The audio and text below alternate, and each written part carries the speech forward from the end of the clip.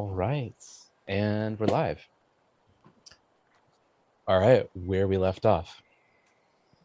After defeating Barl Breakbones, chieftain of the Hook Mountain Ogre Clan, and revealing some tantalizing information about an assault on Sandpoint, the party had to say farewell to a beloved friend.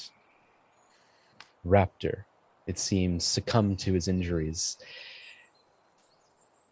though at least his assailant, Barl Breakbones, met the same fate. I'll see you in hell. Sometimes I can still hear his voice. From beyond the grave. From beyond the grave. The party then returned to Fort Rannoch to find it in a busy state of repair. And after informing their allies, abroad and domestic, the party made ready their saddlebags and headed for Magnamar.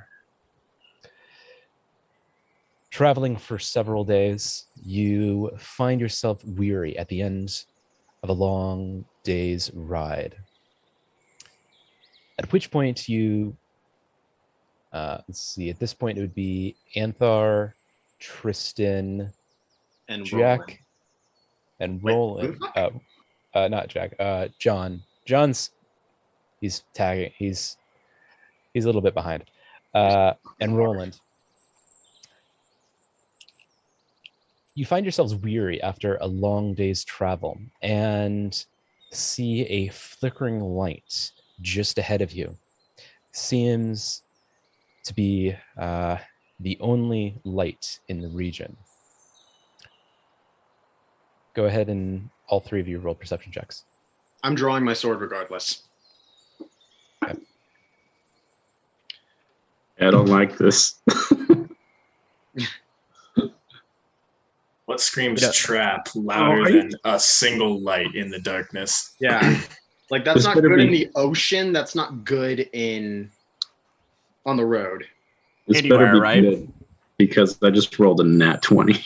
Ooh. And you have dark vision. And you have dark vision. I have a 32. No, I did not roll nearly as well. 28. Okay.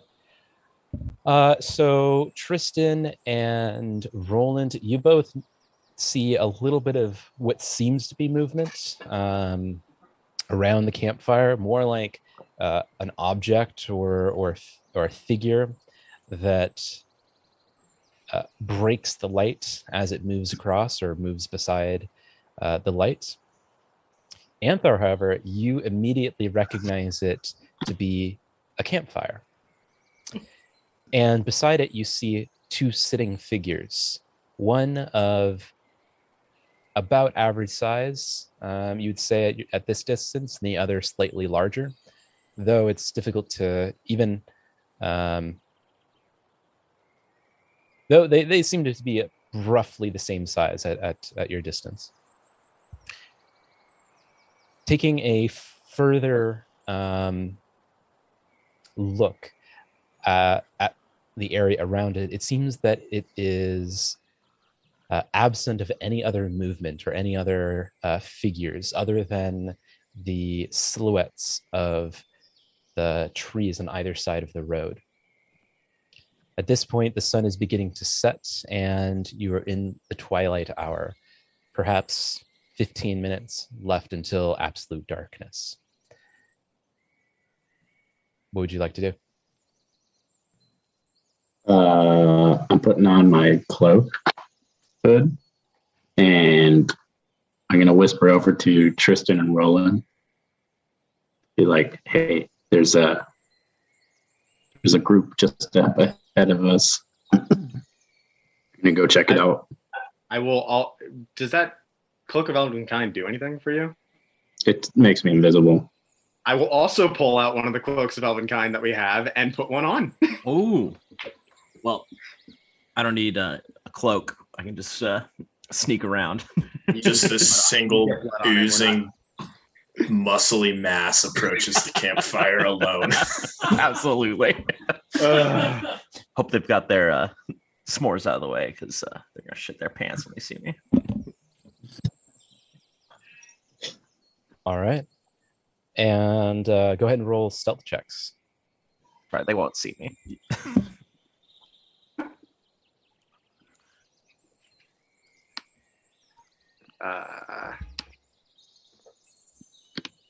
Except they will because I rolled a nat 1.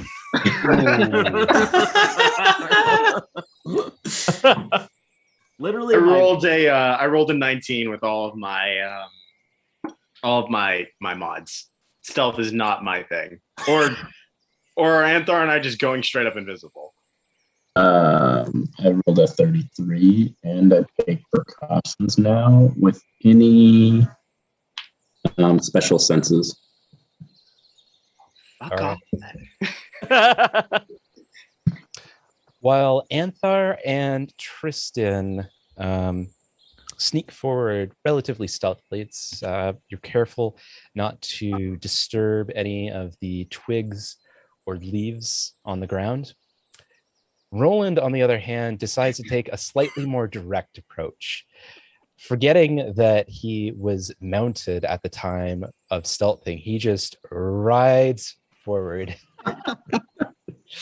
and comes right up to the camp, forgetting entirely that he's still on his damn horse.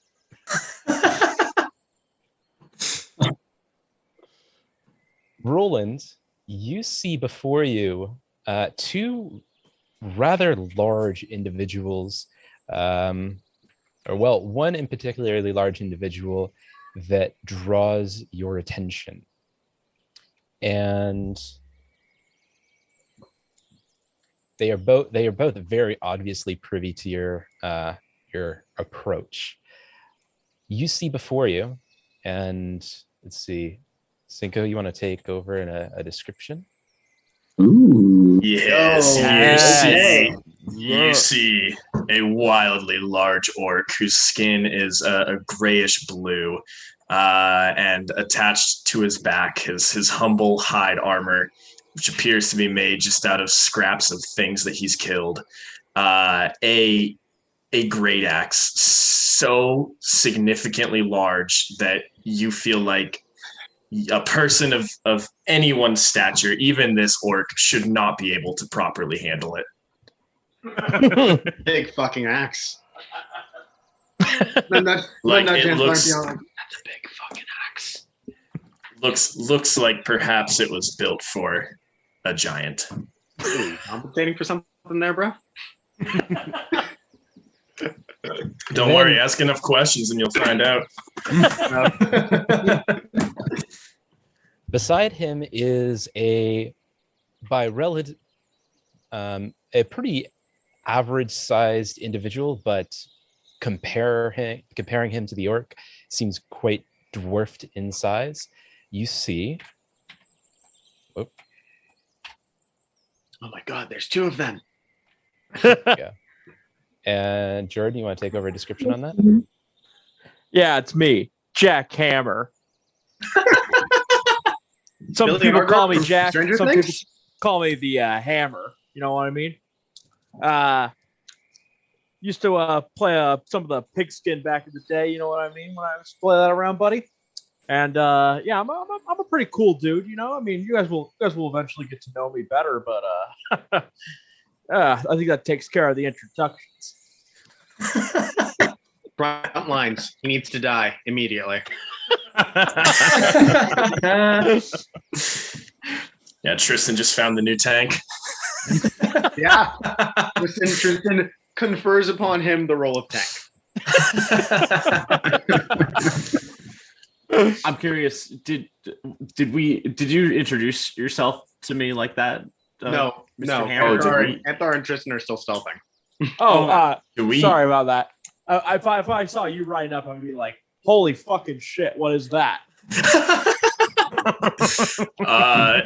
Yeah, if we're seeing Roland ride up on a steed, Urag immediately stands up to face him and draws this massive fucking axe and just shouts out, Hold! Who are you? Yeah, what he said. Look at that ugly Hellraiser motherfucker there.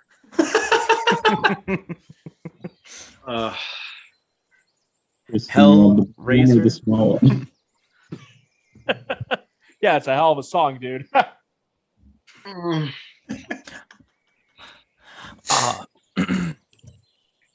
Kristen, do you want the big one or the small one? Roland's definitely taken aback by the pair here. Almost total opposites. Who do you want to kill?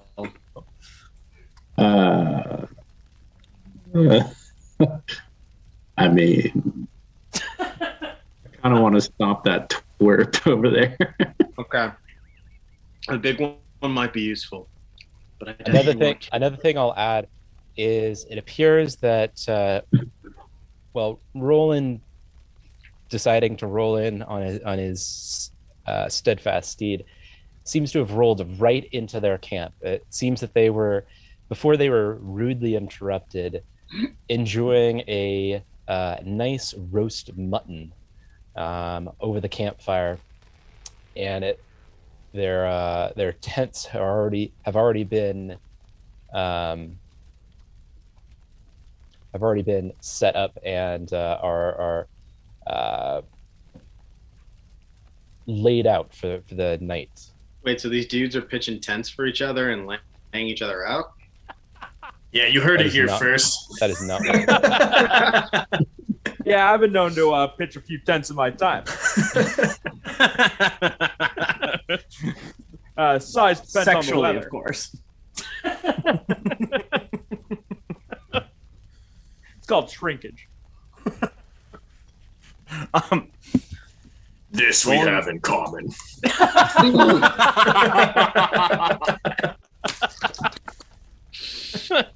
That's the line of the episode. I'm sorry. No, just gonna top it. Oh my god. Roland can't think of anything to say outside of just seeing this guy's skin, Mr. Hammer, and looks like a comfortable skin. Ah, you like my skin? What kind of sexual fetish is that, huh? What business do you have?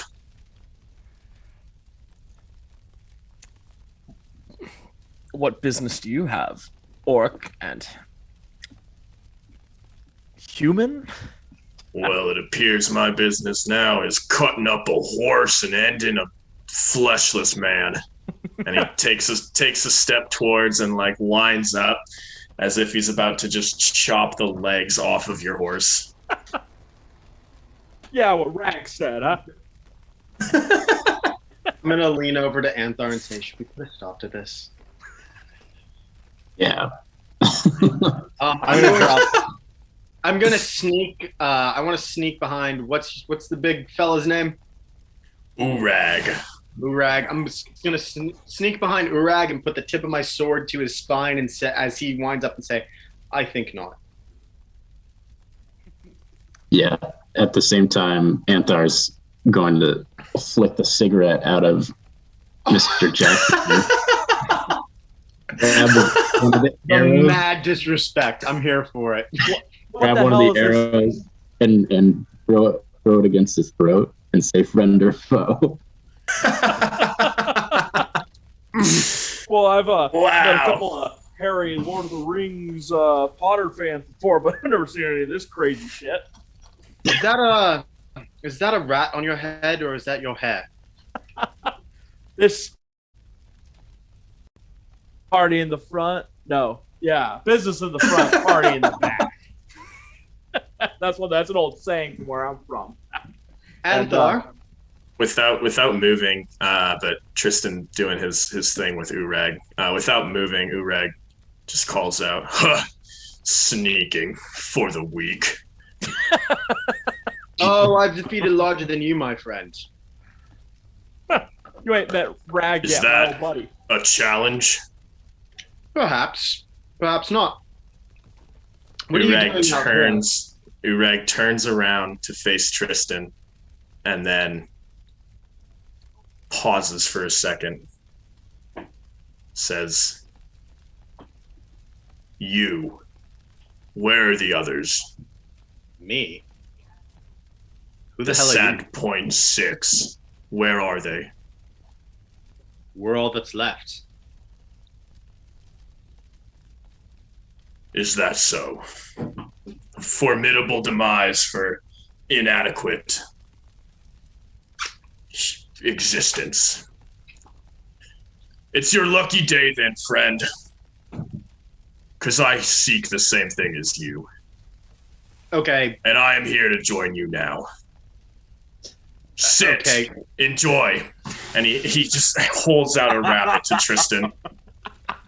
Tristan will just take the rabbit and be like, okay, question Are we pitching? one.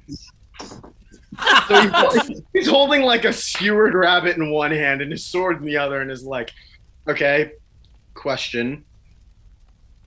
How do you know of us? Next question. What do you mean inadequate adequate ends for ignoble people? And 3, he looks to the rabbit and looks back to Urag and is like, why do you seek us out to join us?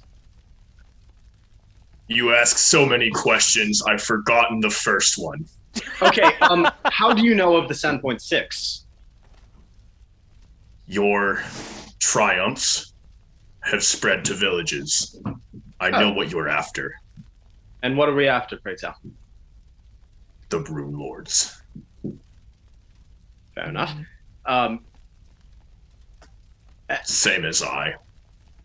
All right, we'll get to that in a minute. What do you mean adequate endings for ignoble beings? The strong survive, the weak perish. If they are dead, it is because they were weak. Tristan's gonna kind of swallow his own words on that one, because it's probably not prudent to get into an argument with a dude who's taller than him with a big fuck off axe. Hell yeah, it's working. At least not right now. It's again, discretion is the better part of valor in this situation. Tristan's got an army to lead. Good, and then he good goes, all right, last question. I guess since you sort of answered it in the first question, what's your problem? What business do you have with the Runelords? You seek the Runelords. I seek the Runelords. We Why? seek the Runelords together. I mean, sure, your axe will definitely be an asset, but why do you seek the Runelords? My turn to ask questions. Why have you not feasted upon this gift yet? And he motions to the rabbit in Tristan's hand. Tristan just brings it in front of him and just takes a huge honking bite out of the damn thing. Homeboy is hungry. Sit. We'll converse as men around a fire, not standing, holding weapons. Okay. Tristan will sheath his sword, but will also point at Jack and be like, but that thing needs to shut up. This is Jack. We are companions now. He too is not from this place. You're not from here either? You're not from here? You're not from Galarian? Or do you mean you're not from Magnamar? Or where are you from? Are you going to keep asking questions, or are you going to sit down and enjoy this meat? Tristan has sat down and is eating the fucking rabbit. He's asking questions. You cannot speak while you are eating. Listen, there's a couple things you're gonna learn about my buddy Rag here. Manners when it comes to eating. Keep your mouth shut while you're chewing, okay, babe? And you look over at Urag as he's just munching away. Tristan looks at Jack like, I'm gonna fucking kill you. You got tuts. And let me tell you something else, man. You ain't seen half the shit I've seen, man. Especially with Rag. This guy here, this guy's crazy. This is a crazy motherfucker right here, man. Tristan starts eating this rabbit as quickly as possible, trying to keep up with Urag, but mainly so he can get through this fucking rabbit and jam the skewer through Jack's eye. Like, purely, he's not even tasting it anymore. He's like, I need to eat this so I can jam it in his fucking face. And Rag's better at asking the questions than answering them. So let him do the talking, you know what I mean? All right, Urag. Ask your questions. I have none. I've made it clear. You seek the Runelords. I seek the Runelords. We seek the Runelords together. Questions asked, answers given. Boom. Fast and efficient. Tristan will scrape the bones of the now completely picked clean rabbit into the fire. And we'll point at Jack with the skit with, I'm guessing what's like a wooden skewer or some shit like that. What are you doing here then?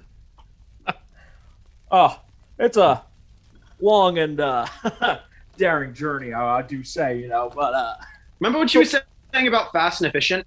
Do that. This man has traveled planes and arrived here. He is not of this world. He is ethereal. Yeah, ethereal and shit, you know? Tristan's gonna throw the skewer at Jack. Urag stands up immediately. Crazy reflexes, fast reflexes, baby. Wait, does he catch it? Or does it just go through him? Which one is it? Does it go through or does he catch it? I'm catching it, baby. Oh, you should roll. Roll for it. Roll for it. All right, go ahead and roll athletics check. Should I roll for how hard I'm flinging this thing? Are you lobbing it or throwing it? I'm throwing it. Like, yeah, both of you roll athletics checks. Okay. Oops. There we go. Okay. That puts me at 33. Ooh, not good enough. I got a 35. Oh. Whew. I got a spicy athletics check, Oh, so that almost wasn't fair. Were you trying to make him, like trying to? I wasn't trying to like impale him or anything like that. I was just trying to like. I'm more throwing it to see if it, because he said he's ethereal. So Tristan's understanding is ethereal means ghost, so it should go right through him. He's just trying to see if it like if he's just solid. All right. No, he successfully catches it. What? Right. Yeah. It's all in the reflexes, baby. Yeah, where I come from, I've caught bigger and faster. You know what I mean? Yeah, so you're saying you can just phase through this arrow through your neck, right? Hey, listen, buddy. Why don't you throw my stogie away? Get you take that what I call a little pencil dick out of my neck, please. Right. Yeah, that's not going to happen. I can make it. Wait, is Anthar still holding Jack at arrow point? Yeah, That just makes that catch that much more impressive. Oh, are you? So you're not sitting around the campfire? Oh shit! Not at all. I mean, I'm. And you're invisible, so I just see Jack has an arrow just hanging out here. Actually, anything that I'm touching or wearing is also invisible. Oh. So Jack's just standing still. Okay, cool. Something invisible Jack, flicked my friend. throat. Jack, sit. Let us discuss. Rag, baby, you know me. I love sitting more than anything, but I got some guy sticking something in my neck, babe. So are you going to tell Where? us what? I think Don't he's- worry. Don't worry about it, big man. He's fine as long as he doesn't mouth off. Oh, mouth off. Let me tell you, babe. Hey, buddy, could you just chill out for a sec? I'd like to sit down and chow on my rabbit. Rag's the best cook around. Anthar's just going to cover his mouth now.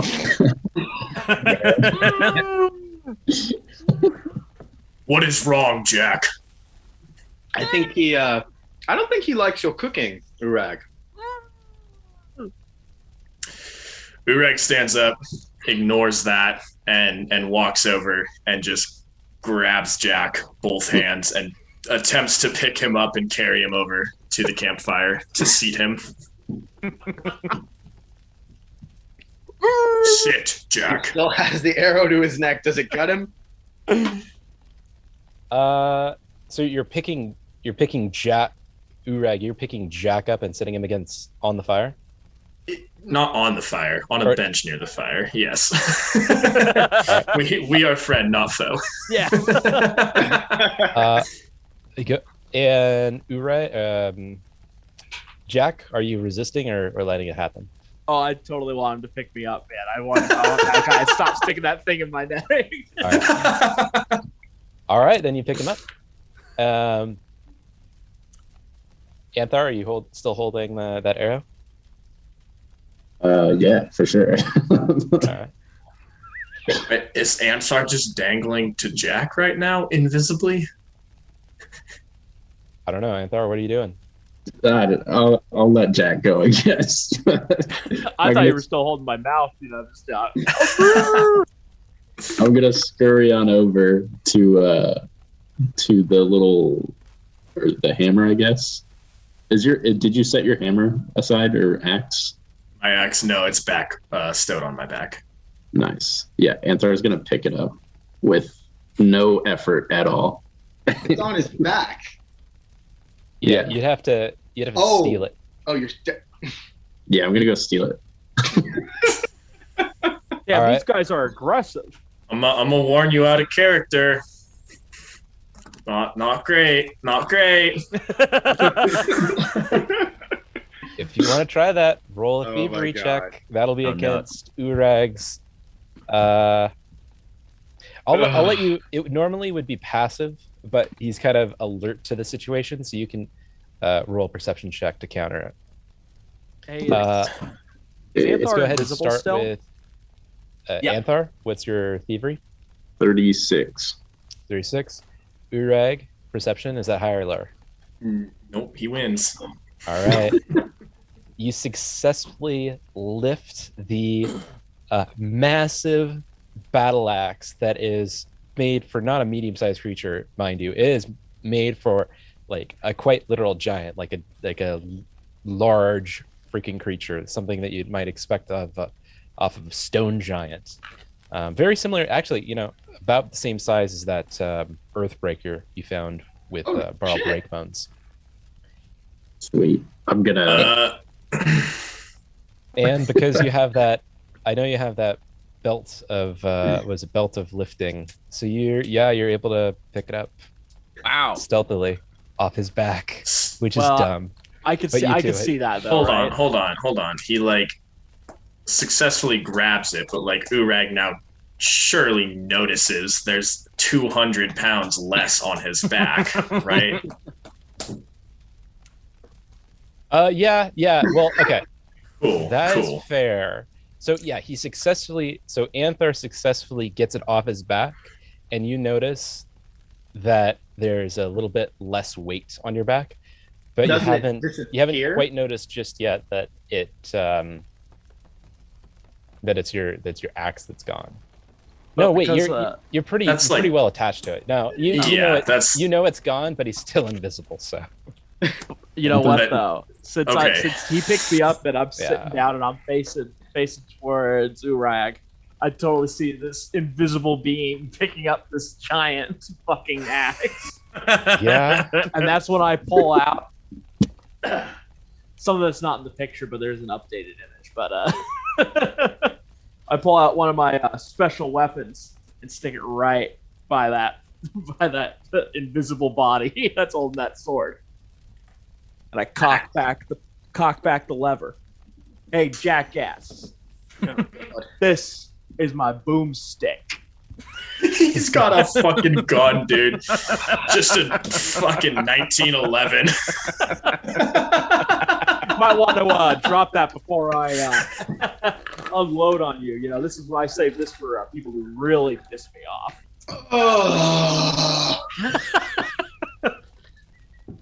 Anthar's gonna throw it over to Tristan and just burn off in the woods. Do I have to catch Did this damn you thing? say you threw my axe? Urag, this is going way worse than I anticipated. I'm gonna opt to dodge out of the way of that fucking axe. No, it's like it's a toss. It's not. Oh, okay. You're not like flinging it at me. No.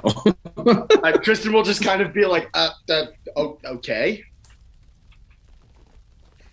Yeah, Okay, Ureg sorry, turns buddy. to Tristan. Give that back. I didn't take it. Take it back. It's your axe. Bring it to me. Oh, good God. Now. Okay, Tristan He looks fucking pissed. Yeah, Tristan is going to have to attempt to now lift this giant fucking axe. Thanks, Ampar. Yeah, roll a athletics check. Tiny ass elf belt of lifting bullshit over here.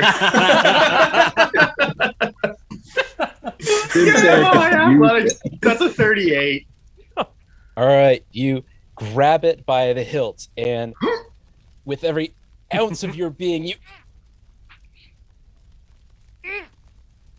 try one more time.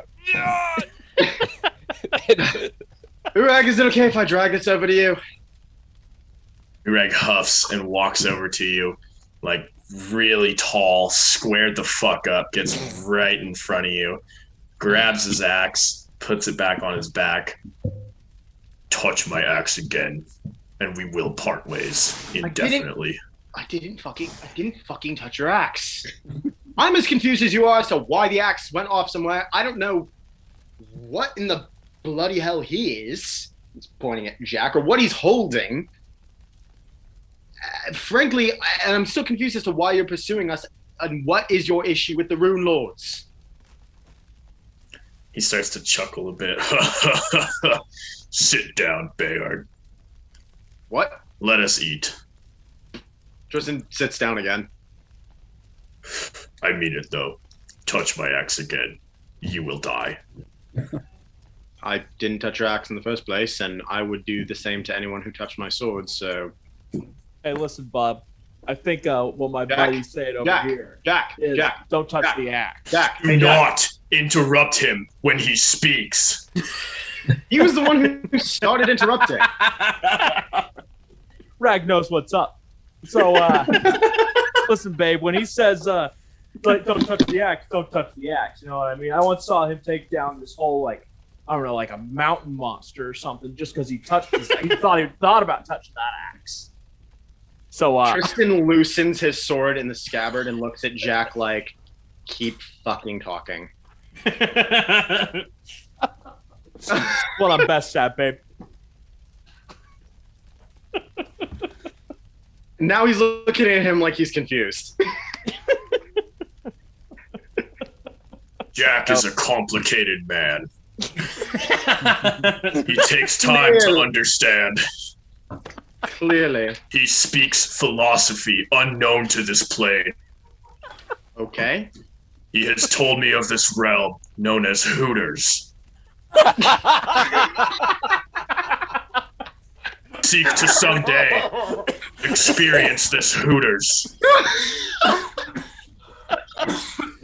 Dude, you wouldn't believe the food they have there, but that might not be the reason I go. You know what I mean? So you've said, Jack. So you've said. Oh my god, I am like beat right now. Oh, we did it. We did it. We broke the DM. God. The best team up we've ever had. These two new characters who literally met 30 minutes ago. So ideal. I do all this preparation, like thinking, okay, they might do this, they might do that. Fucking Hooters. How do you can't predict that. We now know about real human world Hooters.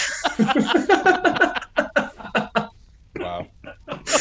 You know, there's just certain things you don't expect when you walk into a D&D session. Yep. But I also spoke too soon. I don't know if that could be topped. I don't know. Jack and Urag are just warming up, baby. Babe, you wouldn't believe it. This is just the first inning. All right. Now that I can actually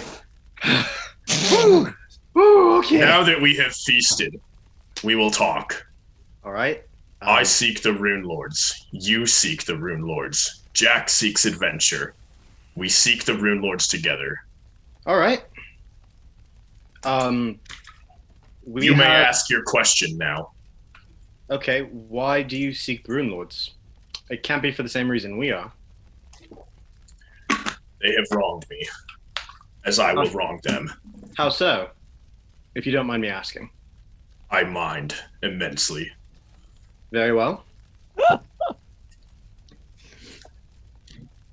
Yeah, I wouldn't push it there.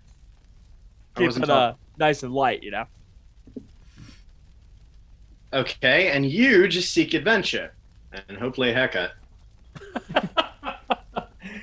That's what my second girlfriend tried to tell me to do. I'm talking about the second one I had back in high school. You know what I mean? Two at once, huh?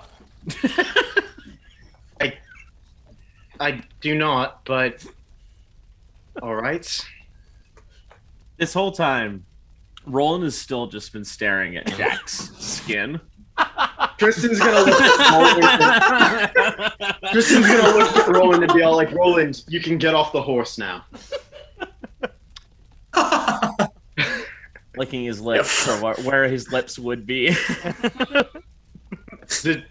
Tristan's gonna ignore that and how creepy the implications are. All right. Then if you, Urag, then how did you come to know that we pursued the Runelords? Did you? I don't believe we sent notices as to what conflict was going on to any of your kin. My kin? You speak as if I have any. Do you not? I traveled west to seek the Runelords. I found a town that spoke of the Sandpoint Six, the things they'd encountered. It sounded like Runelords. It was. We killed. Therefore, I sought the Sandpoint Six. Well, there's only two of us left, but where is the other one? Which one? Whichever one is left. I see you. Oh, and that flesh bag on the horse.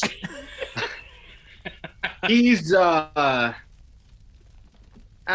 is I'm over here, out in the distance in the darkness of the woods. over there. He prefers to keep his distance. Join us, elf. Feast. And Urag just holds a rabbit up to the sky. They're not going to stop unless you do it.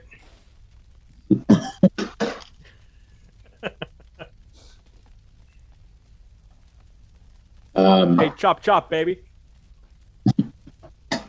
And put his hand on his sword again. And Thar's just gonna walk over and sit in an empty space. Completely invisible. Oh, is that elf? Elf, join us.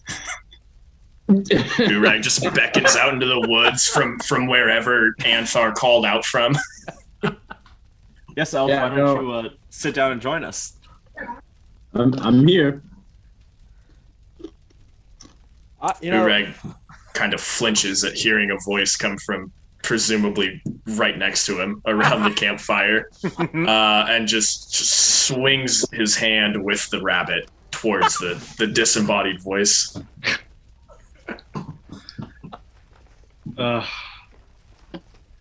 Then eat and stop hiding.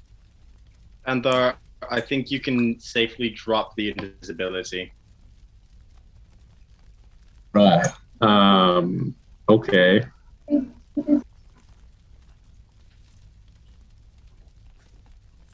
Was he using the voice changer of invisibility too? Now I can't hear this guy, huh?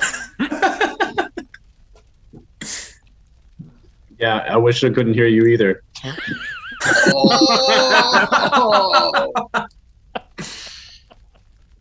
I just added to the list of people that hate me. That must be a extensive list. Oh man!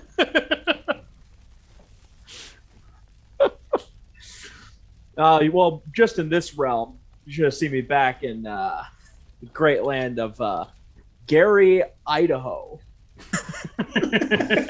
Oh man, Are the people in this Gary, Idaho, much like yourself?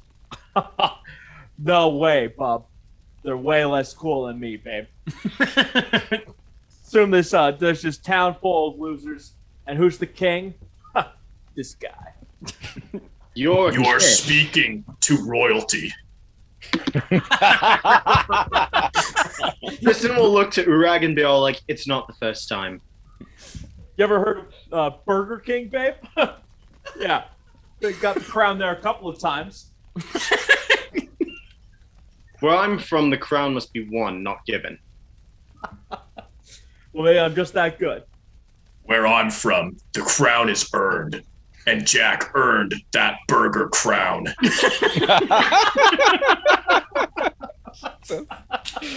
Oh, God. Okay, so we're pursuing the Runelords. I guess you are pursuing the Runelords, and he is pursuing or Tristan. God damn, I'm confused as to why.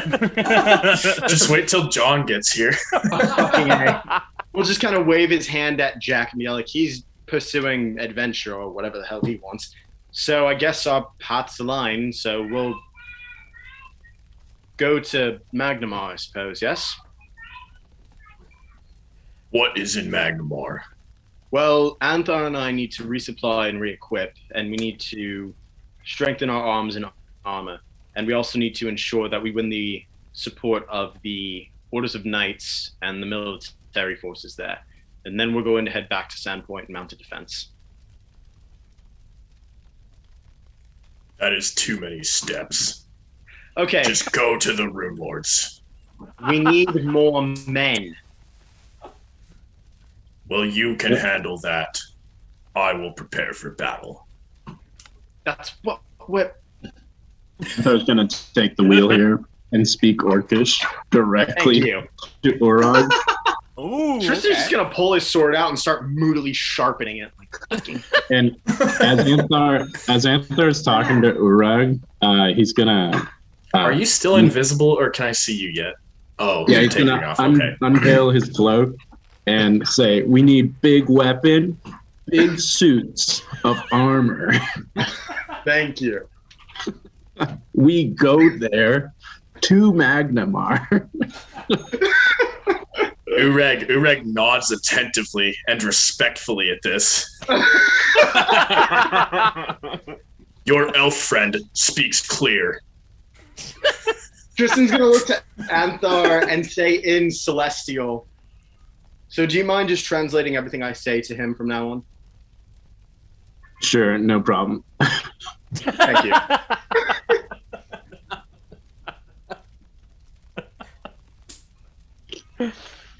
As Jack would say, the elf speaks with no bullshit. Okay, so are you two resting here for the night, or do you want to ride along the road with us? Ureg just motions to the tents and campfire and looks at Tristan. Yeah, 10 pitch, baby. Redacted. I guess we'll turn in for the night.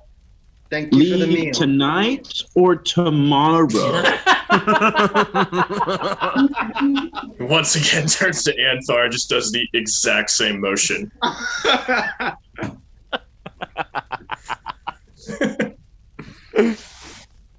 Roland just leans into Jack and says, kind of almost whispers, "Human, what do you do to keep that skin so perfect?"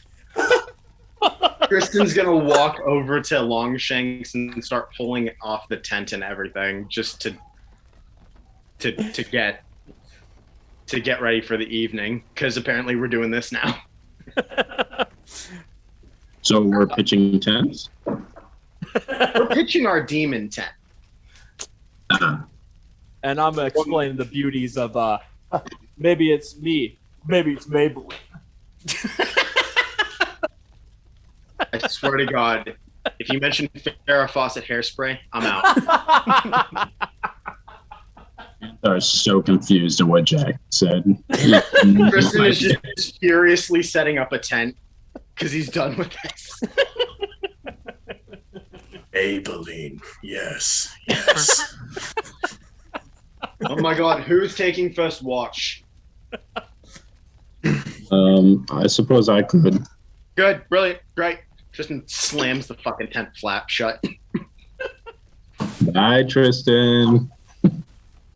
Tristan will peek his head out and Nova say goodnight, Antha. Roland, do you sleep? I'll stay up. Very well. He's been with the party a while. First time asking, hey, do you sleep?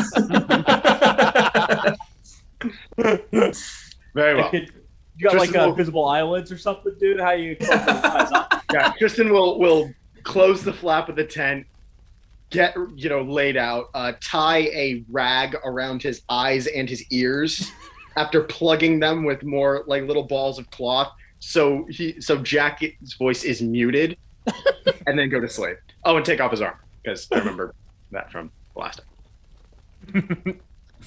All right. And who is staying up for the first watch? All right. So both of you roll perception checks. Right.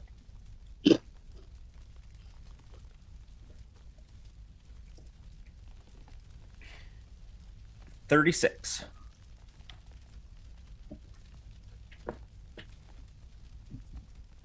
Okay. And Anther? That's 41, baby. Holy shit! Yeah, dude. All right. Your the length of your watch goes pretty uneventfully. You hear some chatter of what you presume is some of the local wildlife, but beyond that, of not much else. Do you speak with each other about anything? Do you talk over anything between the two of you? Roland, at some point during our watch, turns to Anthar and says, "Why am I still alive?" You're alive? Elf, I mean, why did you save me?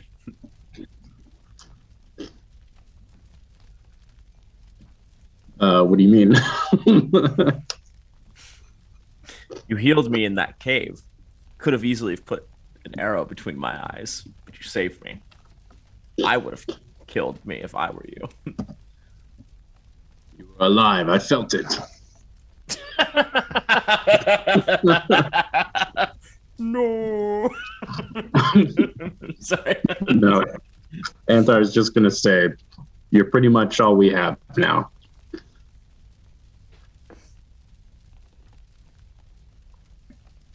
And there's Right. far worse than you, so.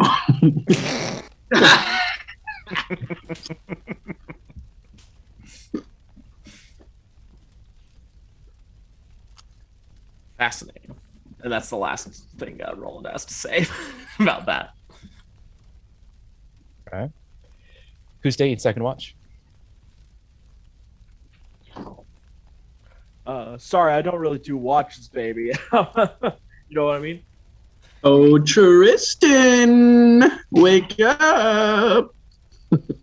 Remember, he's also he can neither see nor hear you right now. He's dead asleep. You're gonna have to go in there and absolutely. What the fuck? Ugh. Is it my turn? Yeah, it's your turn. All right then.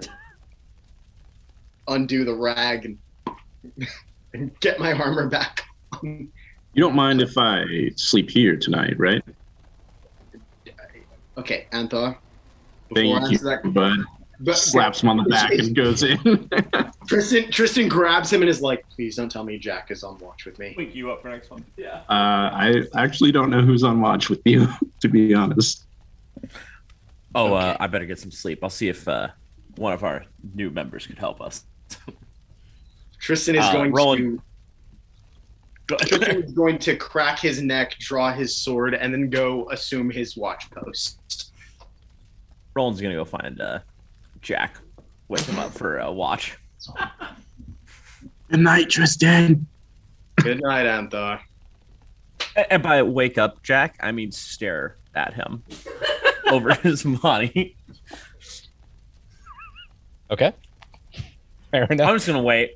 That's it. He doesn't have, he'll wake him up when, when he's The done. party dynamic's already so good. Okay, what do I need to roll on this? So We've no clue when Jack's gonna wake up. you're just like looming over him, waiting for him to wake up. I don't know. Perception, I guess. Very well. That's a nat 20 plus 19, 39. Okay. Yeah, it looks like he's kind of in a light state of sleep, and with a. Oh no! I'm on watch. They're waking up Jack. Oh, okay. Yeah, you don't see anything. Okay, cool. So at least my watch went well. I have no clue what's happening in the camp, but Tristan is enjoying the silence. Tristan, you do on your watch hear from Urag's tent a very faint mumbling. Just, oh, fluffy. Oh, pleasant. Oh. Hey. And then a snore and it goes silent.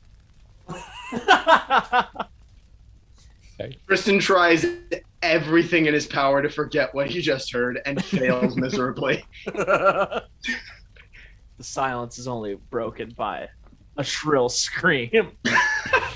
What the fuck? It's your watch.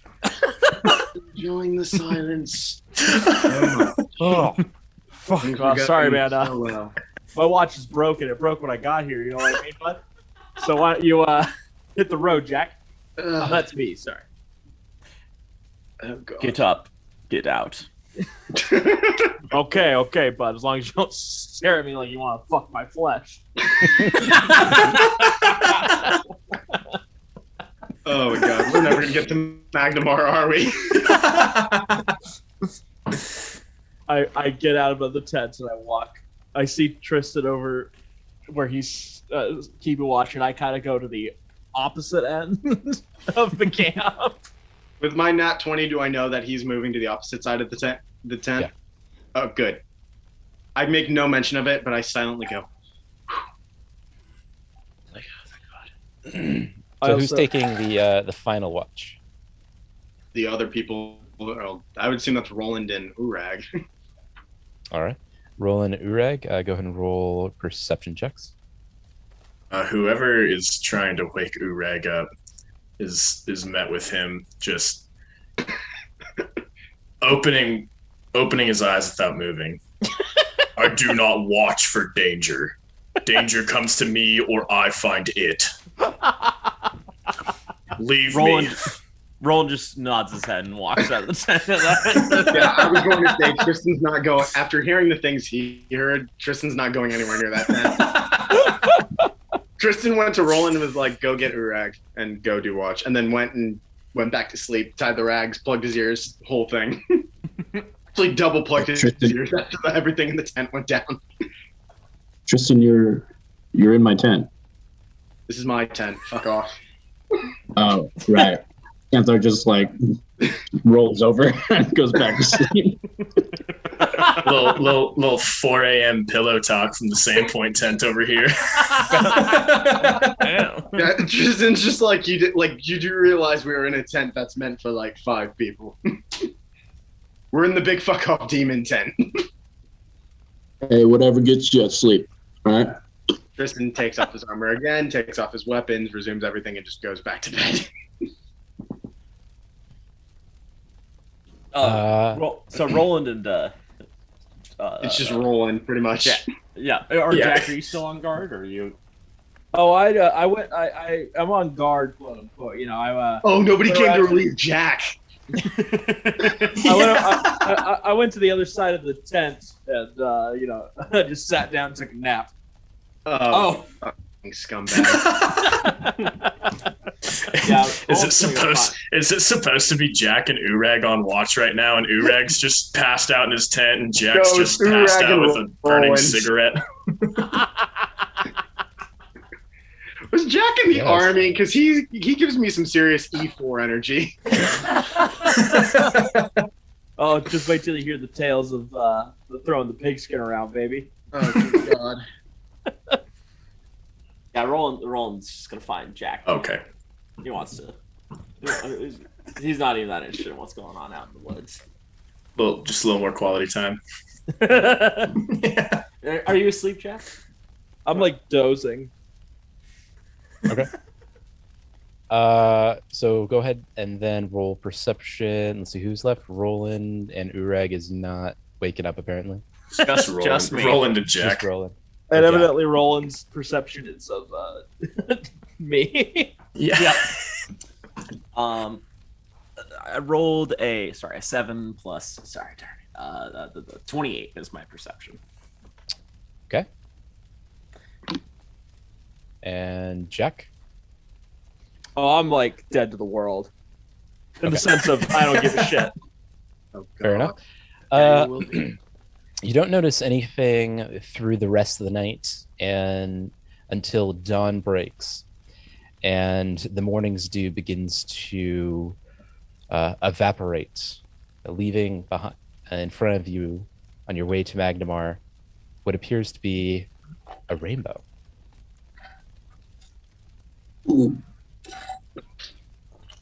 Tristan will wake up and put on his armor and gently kind of wake up Anthar, be like, come on, we gotta go. Anthar quickly gets up, ready to go. No trouble whatsoever. Urag emerges from his tent and sees the rainbow in the sky and kind of grimaces at it. Needs more red. Do you have a problem with rainbows, Urag? Not after a hard day's work. He looks at his axe, and there's definitely just like dried blood all over it. I can respect that. Right. So, do you two have horses, or do you travel by foot? Oh. What is horse? Urag says to Jack. Tristan points to where their horses have been hitched. You know, Rag, stuff that we ate back in Sewer City, you know, we call the horse. Tristan looks to Anthar and is all like, "Can you translate for me what I'm pointing at, and that it's a fucking horse." Ureg sees the horse that you're pointing at. His eyes work okay. And he just again scoffs. Vehicles for the weak. He packs up his shit real quick, slings it over his back, and just starts walking. I suppose that answers that question. Tristan will break down camp, throw the shit on, secure it on Longshanks, and mount up. All right. You know, the more you travel with Rag here, you know, you start to feel like a caddy, you know, on the 36th hole or something. Tristan just shakes his head and spurs Longshanks forward to follow Urag if he's heading towards Magnamar. All right. All right, you continue on the journey for several more days. Altogether, the journey from Fort Rannoch back to Magmore takes a little over a week. Wait, and Jack's still alive? Yes. Jack's still alive. And you find yourselves before the gates of Magnamar. The the Allspire, the Giant's Bridge before you, with the sprawling scent and sounds of the major metropolitan in front of you, you now have the feeling that you have left the edge of the wilderness and have returned to civilization. What would you like to do? All right then. I guess it's time to go seek out the Lord Mayor and ask for reinforcements. Anthar, do you want to do that, or do you want to seek out the nightly orders for aid? Or actually, we should probably appeal to the Lord Mayor and figure out if our summons for aid have even been received here. Yes? Yep. All right. I have business to attend to. Roland's You have business to attend to. Mhm. Do you? What is this business, pray tell? Has to do with this. No more secrets, Roland. Might have a contact that can get me some information on the cult. You do realize that the cult is not the priority right now. It's always the priority. It's not the priority right now. There won't be anyone. There won't be any contact if we don't figure out this whole thing with the Runelord and Sandpoint. Why don't you take our new friends? They could assist you. Tristan gives him a look like, I swear to Iomade. Yeah, take me to the Lord of the Castle or something. Let's meet the big honcho, huh? Tell him this place ain't got nothing on Vegas. Actually, Yes. Jack. Introduce them to the Burger King. Actually, Jack. I think a royal escort for Roland is in order. He might need your sovereignty to get through the city, all right. You know, we worry about him being molested on the way. I thought he was gonna molest me. You know what I mean? No, I mean, how could such a pitiful creature stand against the might of the Burger King?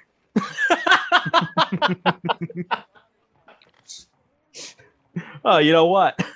You got a point, baby. Hey, flesh guy, let's go find this contact of yours, huh?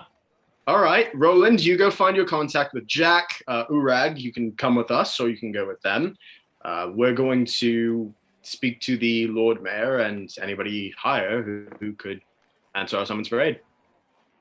And you might need to Whichever splits the party the least is where I will go. Then you're coming with us. However, I see 2 and 2 and 1. I have no qualm with either party. Then come with us. Ureg just says nothing but follows you. Very well.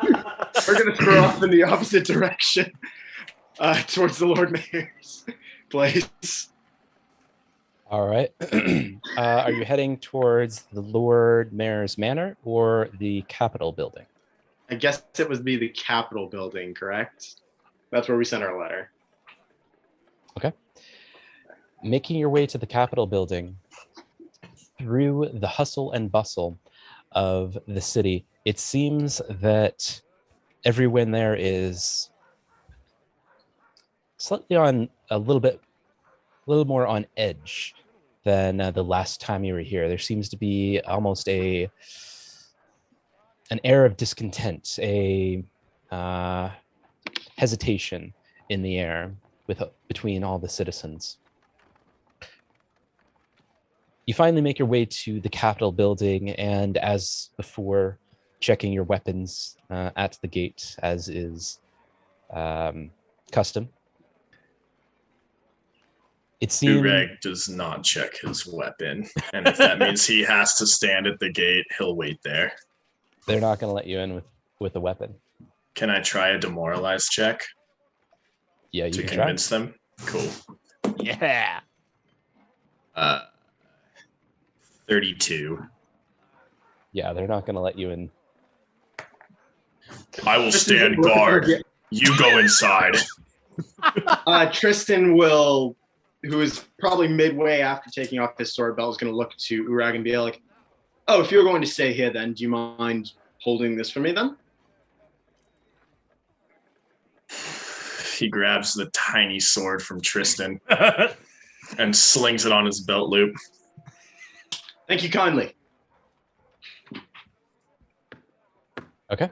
I mean, he's already standing there. Might as well just be like, I trust him more than I trust the guards. Rex just mean mugging the guards the entire time that Anthar and Tristan are doing whatever they're doing inside. Tristan, I kind of like this guy. Tristan's like, this dude uses intimidation to get what he wants. He and I will get along very nicely. I guess we go to find the Lord Mayor's assistant, because I guess we're going to do this the proper way before we go and kick down the Lord Mayor's manor and tell him that he needs to fucking mobilize some fucking forces. Okay. So you go.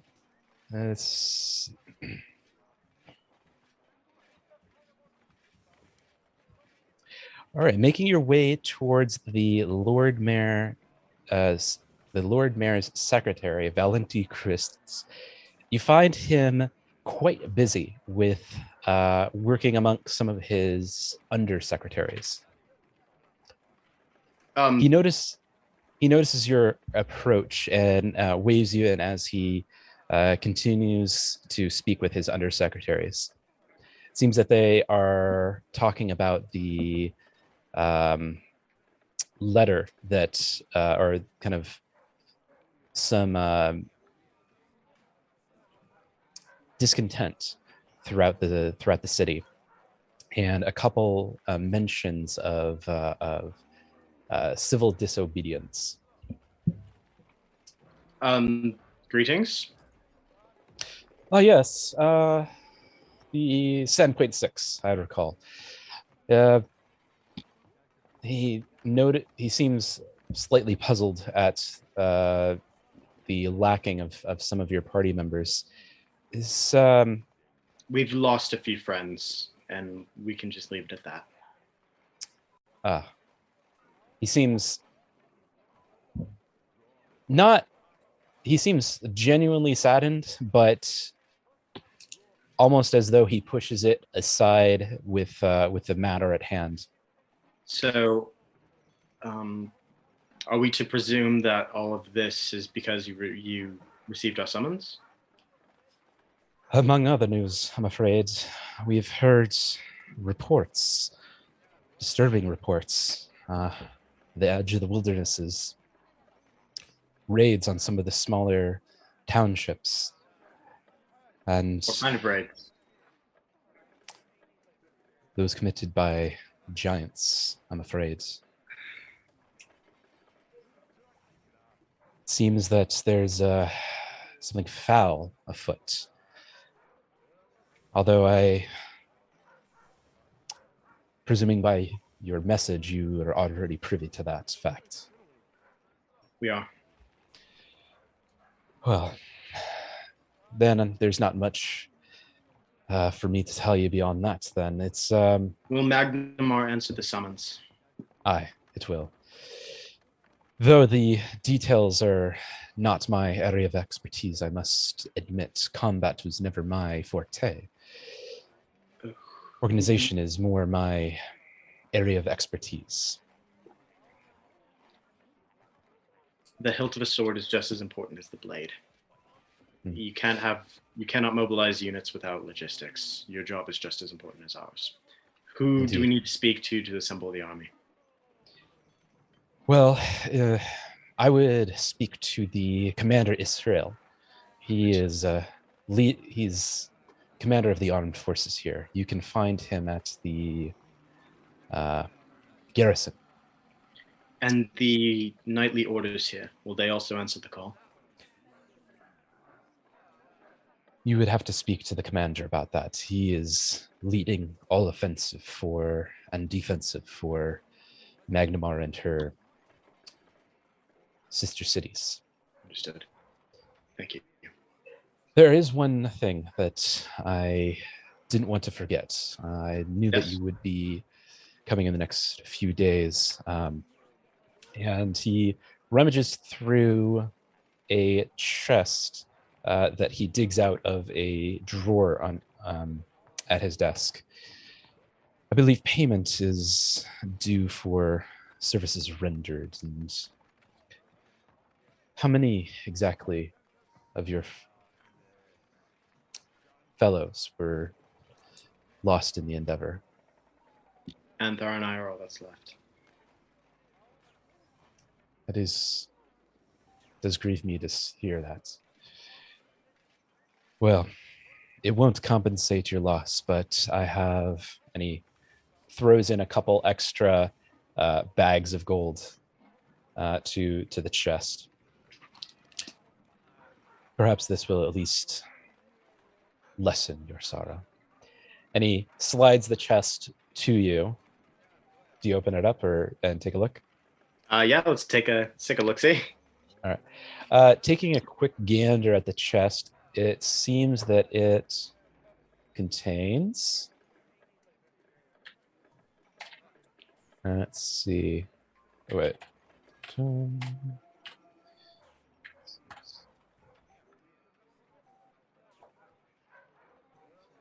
This. Whoop. 6,500 gold pieces. 6,500 gold pieces, which is almost double the agreed amount.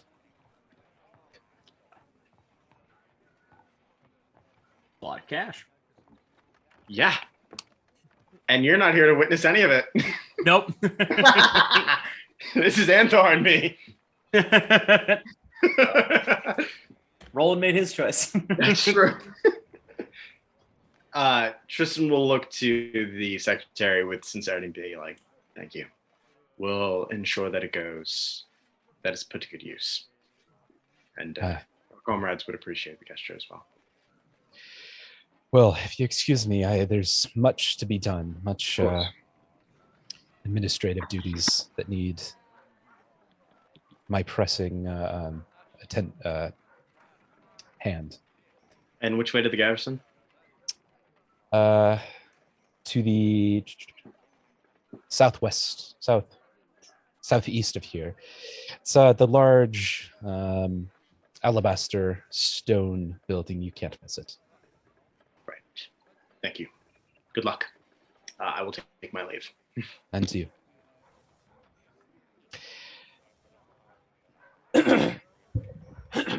Are we in the Alabaster district, or is that where we entered from the Lost Coast Road?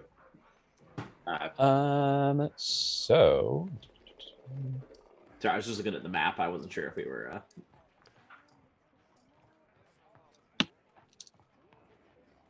So you guys entered from.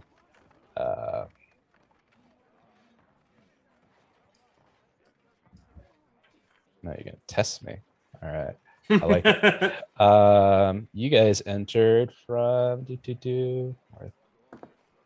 the Neos district, which is the I guess it would have been the Keystone district, predominantly known as the main entrance to the city, filled with residential buildings, churches, few neighborhoods, guilds, and the like.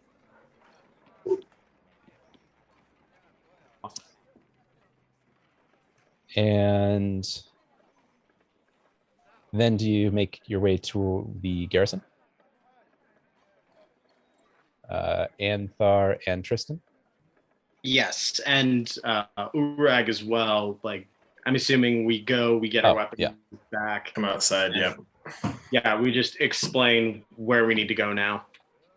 When you walk outside, you see Urag just staring at a guard, and he says, "Your face would look better split between this axe." Staring down at this guard. Urag.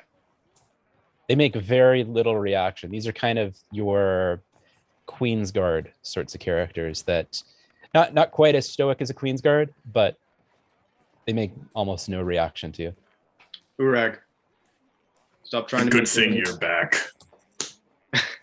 This man had minutes to live. Shan't you hadn't returned. I appreciate that, big man. Do you mind if I have my blade back? I need 300 gold in return. There's something I must purchase while we are here. I'm sorry, what? I need 300 gold. There is something I must purchase while we are here. What? for your sword, Tristan. I A gave you simple that. exchange. Anthon's gonna walk down the stairs just with a smile on his face and a bow and arrow in his hand. Are you holding my weapon hostage? I am asking for 300 gold to purchase an item. And you won't give me my sword back unless I give you some money. I will give you the sword regardless. Your choice is more. Will you give me 300 gold, or will I have to murder a shopkeeper? Oh. Well, in that case. Why didn't you Tristan? Why didn't you lead with that? And next time, if you're going to murder a shopkeeper, maybe don't say anything in front of the Queen's Guard. They are weak. They couldn't stop me. Tristan will fish into the party inventory and hand him 300 gold pieces. Thank you, Tristan. And he hands back Tristan's sword. Yeah. You added the gold that I mentioned to the party. I haven't added it yet. I took it out of what's there at the moment. We can add that. I did write down how much we received. Okay, just making I sure. haven't added it yet, but I'll add it in a second. Okay, cool. Because, yeah. But yeah, technically that's party fun, so that'll go to the party. Tristan's not dipping into his own personal shit. Learn that lesson once. 200 gold that's now on a tiny corpse somewhere. On a tiny dead body right I should have looted your corpse while I had the chance. Nah, dude, I planned that shit. Robin heisted that corpse right on out of there. Fuck you guys. You ain't looting shit. All right. Tristan will take his sword back and we'll head down to the garrison. But before he do that, he's going to look at Urag and be like, do you know where you're going? I will meet you at the garrison. Very well. Good luck buying whatever item you're looking for. Marshall, if I just want to buy a level 7 rune, can I just say I buy that and get it attached to my weapon? Cool. Oh, Yes, shit. Cool. What? Thank you. I know where I'm going after we're done with the garrison. I got shit to do. All right, so making your way to the garrison. Excuse me. Goodness. You find before you a alabaster tower with various auxiliary buildings around it, all fortified by a tall stone wall. There seems to be quite a bit of activity in the courtyard before the main tower, mostly organization of troops and training in some of the side courtyards. You find a individual, seems to be some sort of a commander or captain. Though by his dress, you would assume him to be a mid-level, mid to high-level commander or captain, rather. Seems that he's busy giving some orders to lower-level officers at the moment. They're all sitting around a table in the outside courtyard that is being draped over by a canvas tarp, shielding it from the scorching rays of the sun. It seems to be an officer's ward and officer's quarters of some sort. I head straight to the fucking officer's quarters. All right.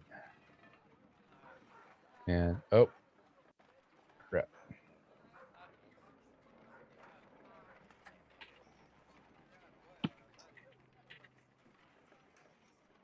And as soon as I had it, I lost it. Hold on a second.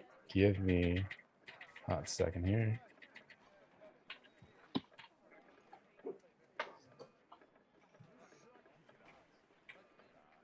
All right. Making your way to the officer's quarters, you notice that the individual that seems to be calling the shots is not a man at all, but rather a fairly brutish woman. Let's say that. There you go. She notices your approach, but continues to give orders to her lieutenants. You hear orders like ensure that the new militia is trained up, and let's make sure that they have adequate gear and arms and armament, as well as rations to spare. Once she's concluded her business with the lieutenant, she gestures over to you. And may I know your business here? I'm Tristan Bayard. I believe that this, and Tristan kind of waves a hand at all the mobilizing troops, is a result of the summons we sent to Magnamar. 10.6? What's left of it? Right, well, it's in part. We've seen some reports from around the region. We've been led to believe. I just have a few questions that I would ask of you, if you're in command. Well, I can't say that I'm in full command here. It is Commander Istriel that is the one that you might want to speak to. Oh, my apologies. I mistook you for. I happen to be the captain of the City Watch, ensuring, but the commander of the armed forces, that would be Commander Istriel. If you wish to speak with him, you'll have to wait here a moment. He's a very busy man at the current hour. I guess. Do you have any idea how quickly these forces? I just have two questions. Do you have an estimated time as to when these forces will arrive to Sandpoint? Do you have any idea if the nightly orders will be joining us? All fine questions for the commander. Ah, okay. Where is he? If I have to kick down his door, I will. I'll send word that you have requested his presence. You may take a moment to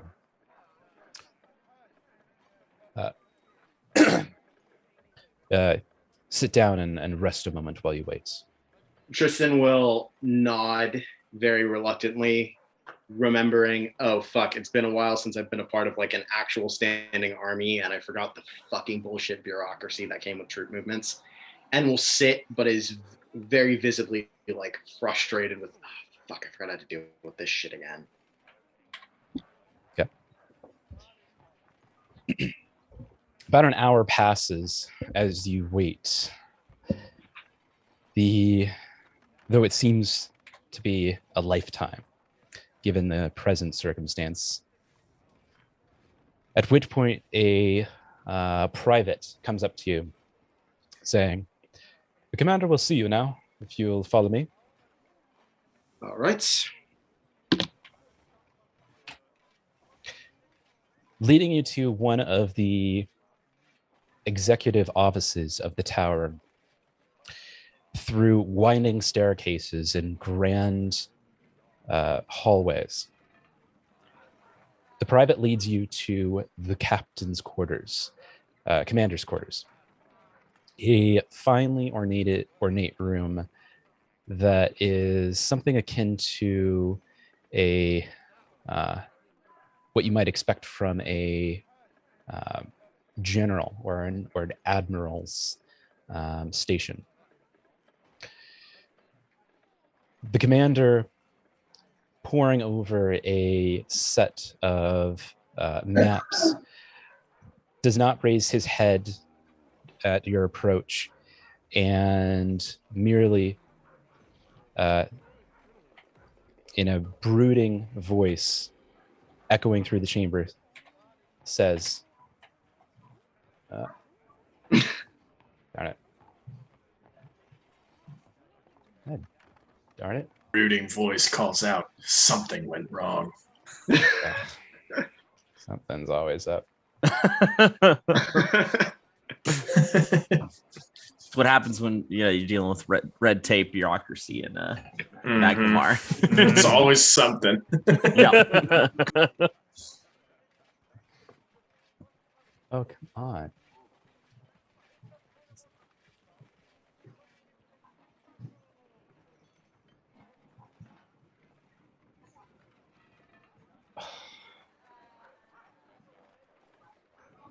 Hold on, bear with me.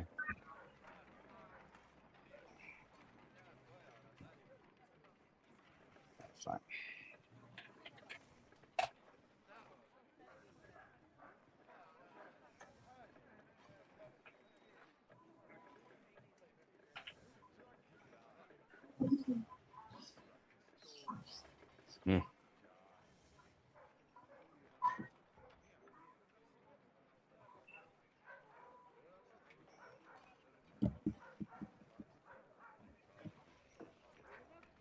Technical issues.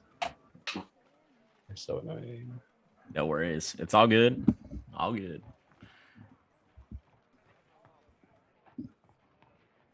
I await the return of the Burger King to overthrow this petty kingdom. Technically a city-state. I don't think they have a king. They Things are will about to soon. With Urag as his right hand. All right, this will work. That's what I love about you, Rag. You know exactly what's up. Tristan will just yeah. kind of run his hand through his hair like, what? Who have we picked up off the side of the road? We should have kept riding. The wildest two people. Yeah. I love it. I It's- love it. Clearly. So great. Ugh, Wait, just to be sure, I Jack, hate this program already. you're following me, right? Or are you? Or did Oh, you? I'm following you. Sorry, I just had this like existential moment or something. It's as if Urag was saying something great about me. It's just 1,000 voices cried out. We're silenced. Ugh. Well, I think I lost my cinematic moment, but whatever. That's fine. All right. So the commander gestures for you to come in with a booming voice saying, "Enter." Do you enter? Yep. He then stands up straight, hands behind his back in a very militaristic sort of stance. His armor gleaming in gold and white, with the insignia of Magnemar on his chest, a red cape draped behind him. This commander seems to be rather grisly in his nature, despite his more fine soldierly attire. Very clearly an individual that's seen combat, given the amount of scars and wrinkles that lash on his face. I come to understand that you go by the name of the Sandpoint Six. Is that right?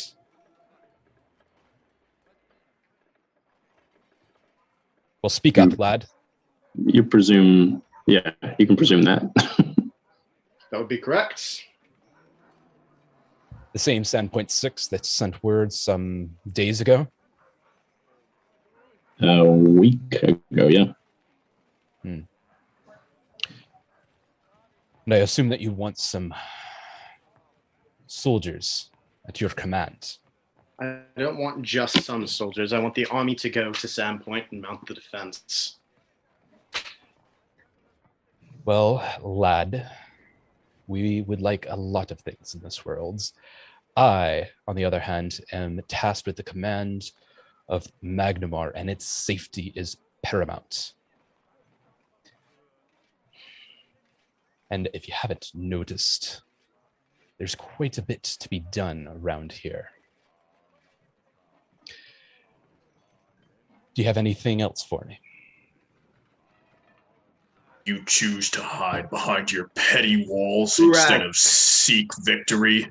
Urag, a moment, and then you may handle things your way. Tristan's going to lean. I'm guessing he's behind a desk. He is.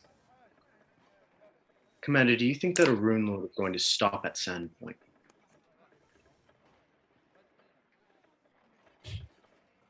And not only that, Magnamar is the place where the giants first dwelled. I'm sure they're going to take their home back.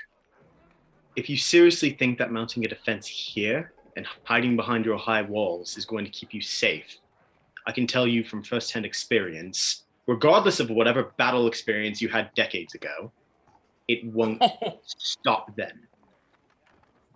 What you need to do is assemble the army and mount a defense at Sandpoint. The only chance we have to keep Magnamar safe is to hit them with everything we have at the point before they accumulate any more power. They're already building momentum. You're already losing villages on the outskirts. Now is not the time to try and divide your forces. We need to hit them hard, and we need to break them before they get more power and come here and lay waste to the city. But if you're too foolish to see that, I guess that gives me my answer. Thank you for your input, lad. Tristan is bristling at every single mention of the word lad. Ureg notices and smiles a bit. Well, I don't like your tone. I buried a lot of friends, Commander.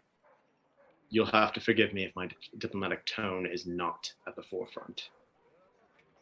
Well, I don't like your tone. I will remind you that you're in the presence of the commander of Magnamar, an office that we hold in high esteem. And if you're going to get anywhere with me, I would like some goddamn respect. I'm going to slam my fist down on the desk and say, damn it, man, we don't have time for this. If that's all, you are dismissed. Oh, hell no. Ureg looks at Tristan. Tristan is going to grab him by the front of his breastplate and bring him close and say, I am not one of your soldiers. You do not issue orders to me. Go ahead and roll a athletics. Oh, now we're gonna have no help from me. I love it. Oh no, fuck this guy. You better be rolling a good coercion check at the end of this conversation, my man. Well, my athletics was a 35, so what do you want to do with that?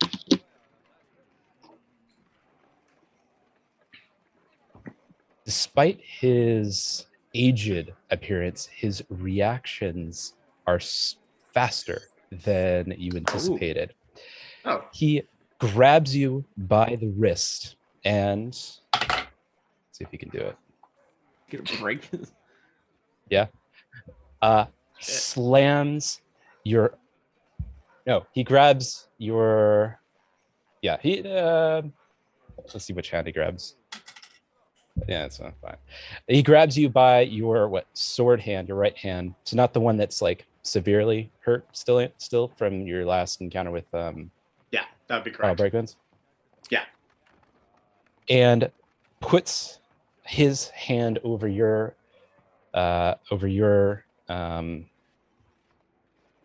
puts his palm over your hand and slams it against the table, holding a dagger to your throat with his right. Are you done? Ureg laughs. A warrior like you hiding behind walls. Pitiful. He spits on the desk. That's gonna be a big pile of spit, I'm assuming. Okay.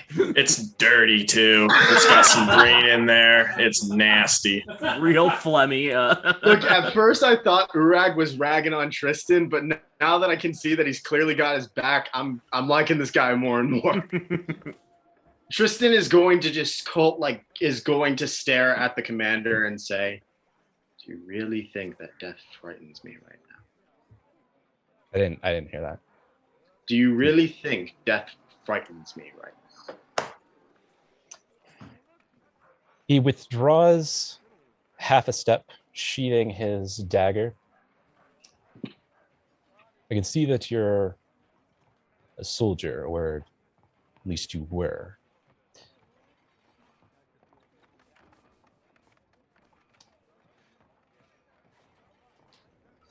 I'll see how many troops I am able to send once I have secured Magnamar. I suggest heading to Sandpoint and helping with their defense there. I'll send reinforcements in due haste. Tristan will give a single nod and then turn immediately and wait, no. We'll give a single nod and say, and the nightly orders? I'll spare all that I can. Another nod and immediately turns on his heel and leaves. And right as you kind of break the threshold of the room, he says, I would have thought a soldier would know how to respect a commanding officer. Tristan will stop in the doorway and turn around and say, not when a commander is responsible for safeguarding the innocent and becomes nothing more than a lackey to political maneuvering, and then leave. Damn. All right. Hell yeah. Hell yeah, dude. Make enemies with the leader of the town guard. Let's fucking no, go. Tristan's- That's Sandpoint 6 shit. Hell I yeah. love Well, again, the point of this That's with Tristan right is up our alley. Tristan. Again, if Tristan were in his right mind right now, like little peek behind the curtain, he's buried another friend. He's lost, basically most of his found family along the way. He's fighting another war when it was the last thing he expected to do. He's once again put in command of men, and the last time that happened, it didn't exactly go well for him. He hasn't really had many interactions with the nobility in a hot minute, and he's just immensely frustrated. He's immensely stressed out, and now he's running up to this guy who's more concerned with playing the game instead of actually doing things when there's a very obvious threat going on here. So all of his sensibility is just out the fucking window now. He's operating. He's hot under the collar. All of his common sense is gone. So it's not. Perfect, dude. That's why him and Urag are getting along. Yeah, he is not in. He is not in his right mind. If Raptor had not just died and they had not just figured out, if he hadn't have just gone through hell, he probably would have been a lot more diplomatic than that. But he's pissed. To say the least. As Urag walks out the door, he says, "You better send those troops, or Magnamar is after the Runelords." My fucking dude. Hell yeah. Would not be the first city I've taken. And he leaves.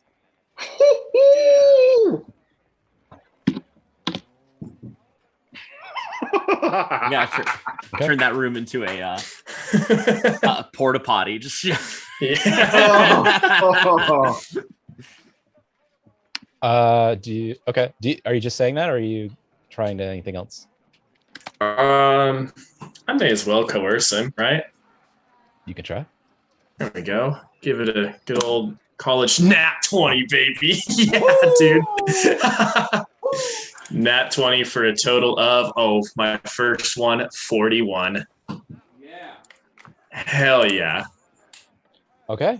41. Critical 41. success. 41, baby, on the nat 20 zony. That's beautiful. He seems, at your comment,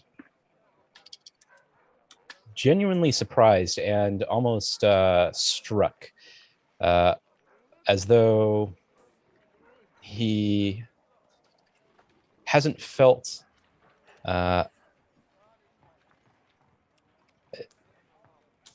as though a feeling that he hasn't felt in quite some time bubbles to the surface, one of hesitation and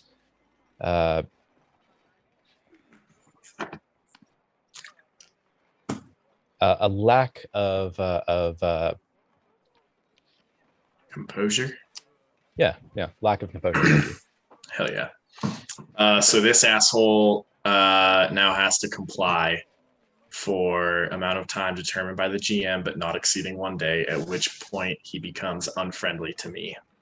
He was already unfriendly to you. However, the target is too scared of you to retaliate, at least in the short term. So I know you rolled a nat 20. Fair enough. Oh. You can't just walk in and coerce the leader of the town guard. Fair enough. So the way that Worth a try. it would work so the way that it worked, and this is actually in the book where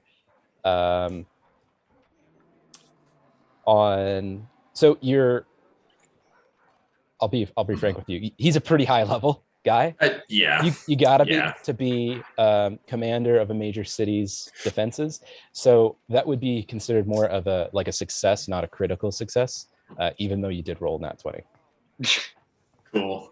So once the target becomes unfriendly, they might decide to act against you. For example, by reporting you to the authorities. Fucking loser. Do it. Tell the cops. Fucking loser. Hell yeah. Come on, do it. Or assisting your enemies. If this guy teams up with the Runelords because I pissed him off, that would be amazing. That's Like, make- you know what? I just gotta see. That's gonna make things really fucking that'd be easy. so funny. Oh man. No, Raptor Urag was just trying to piss him off a little bit. Yeah, you definitely Get him broke his to piss composure. his pants. Yeah. Yeah. Piss his pants a little. Cool. All right. And then I think this is a good point to hop over to see what Roland and Jack is with him at the moment. Hell yeah. See what those two are up to. We'll just say that Tristan asked Urag where he got his whatever the hell, because I want to go put some runes on my shit too. So we're going shopping. Actually, no. Rewind. One more thing I want to do before you guys leave the barracks. Mm-hmm. Okay, so, I hate this program. Yeah, okay. I'm using a program I normally don't use to show you guys stuff, but it's freaking it up. I'm gonna be so happy when we switch to Foundry. That's gonna be awesome. It's gonna make my life so much easier. One program instead of 12. Yeah. So as you leave, as you guys leave the barracks, actually, as you guys leave the barracks, you notice the captain of the city watch gesture over to you to come talk to her. Okay. Man, God, I hate this program. If Tristan hadn't just sent off a heartfelt message to the woman he left behind, he probably could see himself falling in love with this chick. Hello, You never know. nurse.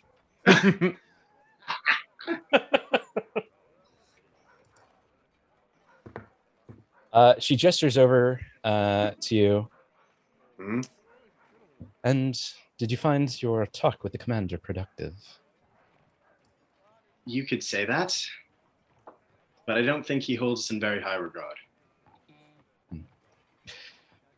Well, he does have a lot on his plate at the moment, but I assume you were asking for aid. Am I right? I don't know. I don't. Any like anger Tristan had for the commander just kind of evaporates. He's like, I don't see how anyone can't see that this is that this is a threat facing all territories. I don't understand why you want to divide your forces and attempt a half-hearted defense of the city when the real threat is out there. If we don't stop them there, we're not going to be able to stop them anywhere. So yes, we're trying to accumulate aid and we're trying to give ourselves the entirety of this continent the best fighting chance we have. But Tristan will gesture up at the office. The bureaucracy is.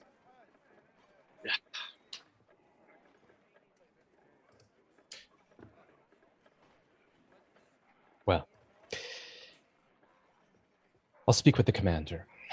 We are nearing the solidification of our defenses here.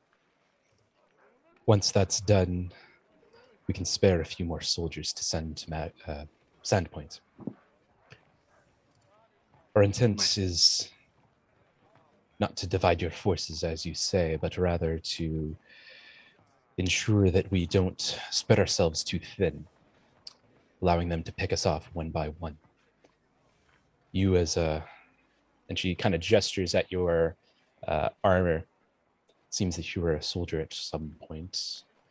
I'm sure you're aware of that tactic being used to devastating effect.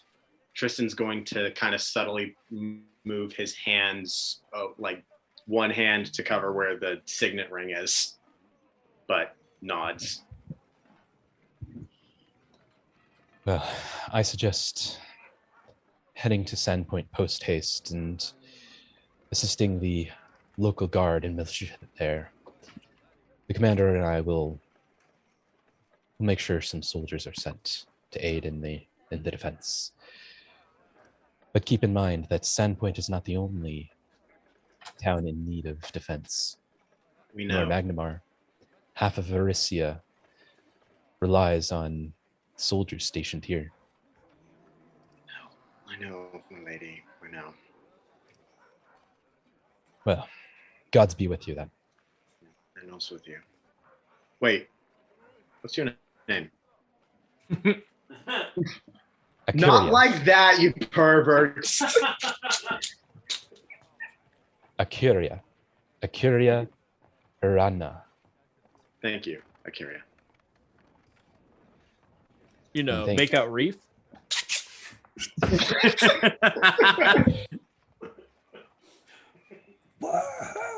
Icaria?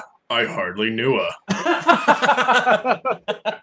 Tristan is going to just turn and leave now and be like, Urag, where did you spend that 300 gold? Just yes, curious. let's go. And we go shopping. And we go shop. All right. Shopping trip with the boys. Hell yeah. At which point we're going to hop over to Jack and not Roland. No, Roland. Mm-hmm. Jack and Roland. What are you guys doing? So I'm telling you, man, this is what happens. They shoot out the glass with these guns, and John McClane has to run across these, man. Bruce Willis, great actor, dude. Holy smokes. Die Hard, you haven't lived till you've seen it, baby. Listen, Jack. Yeah. I have some very important business to attend to. Do you want to follow me, or do you want me to leave you in the dust? Well, I guess I'll follow you, huh? Lead the way. Well, please tell me more of this Die Hard. Oh. Wait till you get to the Die Harder. That's the second one. We're heading to the House of Welcome, the brothel. Woo! Okay.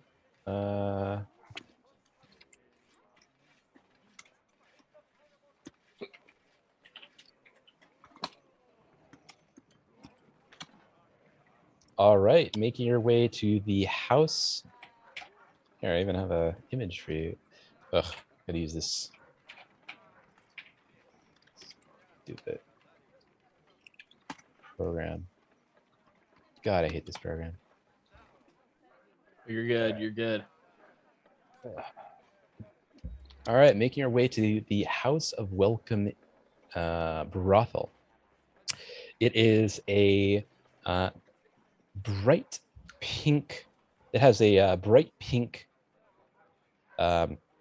facade that is contrasted with white stone of marble. It seems to be a quite fine establishment. And you can see people kind of coming and going throughout. The clientele here seems to be of a upper echelon of society. Would you like to do? Before we walk in, I'm going to turn to Jack. All right, Jack.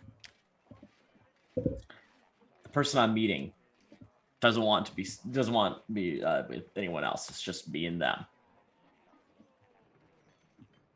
I'm willing to pay for some fun for you if you allow me to go. Oh God! Attend to my business.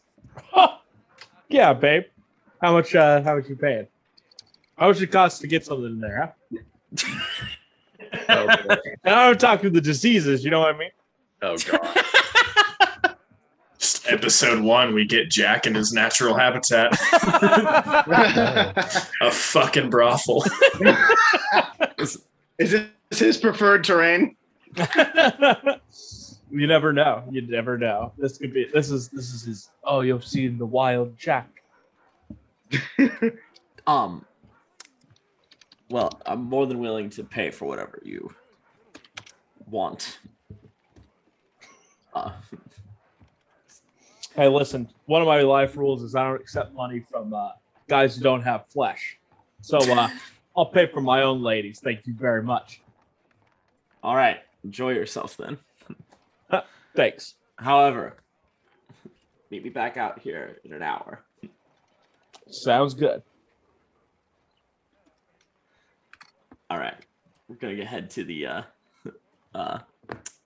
edge of the brothel. All right. You are greeted by what very obviously seems to be the madam of the house.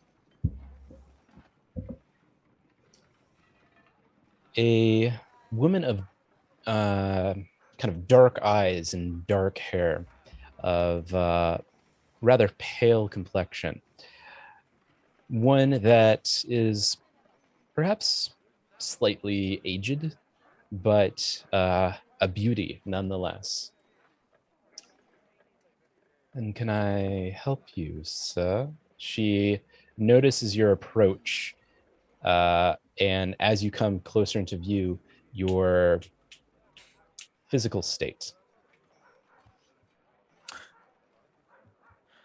Curious if you can accommodate for myself and my friend here.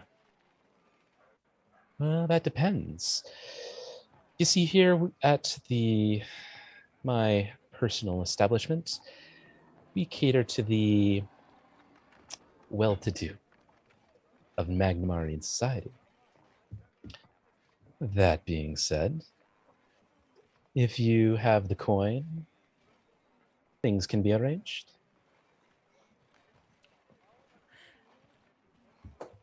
I think you'll find that I have enough. Not so sure about him, but...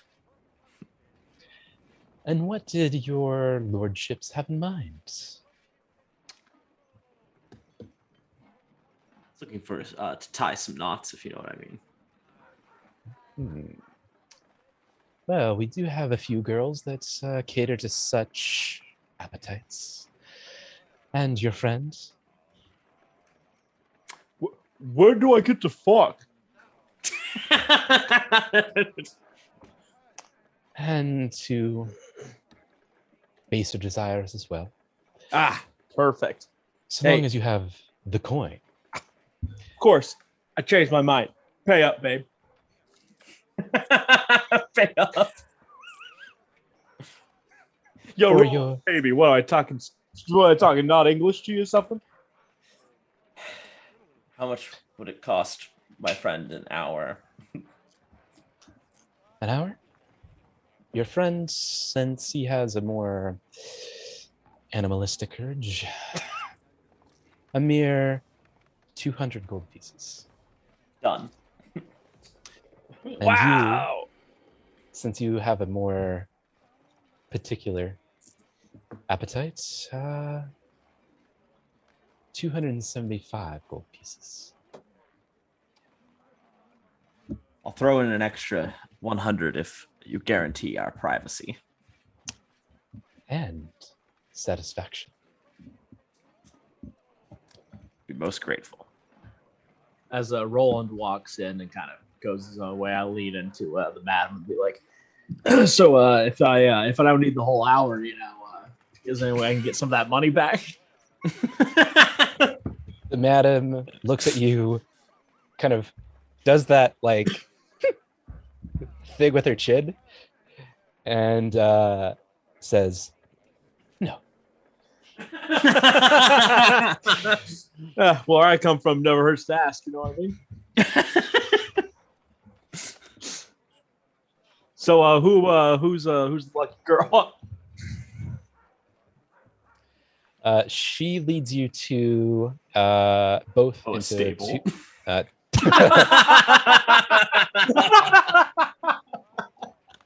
Sorry.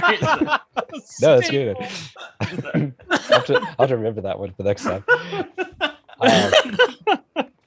He leads you both into 2 private rooms and presents you with a selection. You may make your choice, and each one of you have 3 individuals to choose from. I'd like to roll to see. Or actually, I don't even think I need to roll. Who is the most experienced? That would be Jasmine here. She is quite experienced. And who is the least experienced? My friend. That would be Rebecca. I'll throw in an extra 100 if she he doesn't get a pick. That can be arranged. So what does that put you up to? That puts you up to 675 gold pieces. Yep. Okay. Holy Just so you know. shit! How much gold do you have? A lot, apparently. A lot.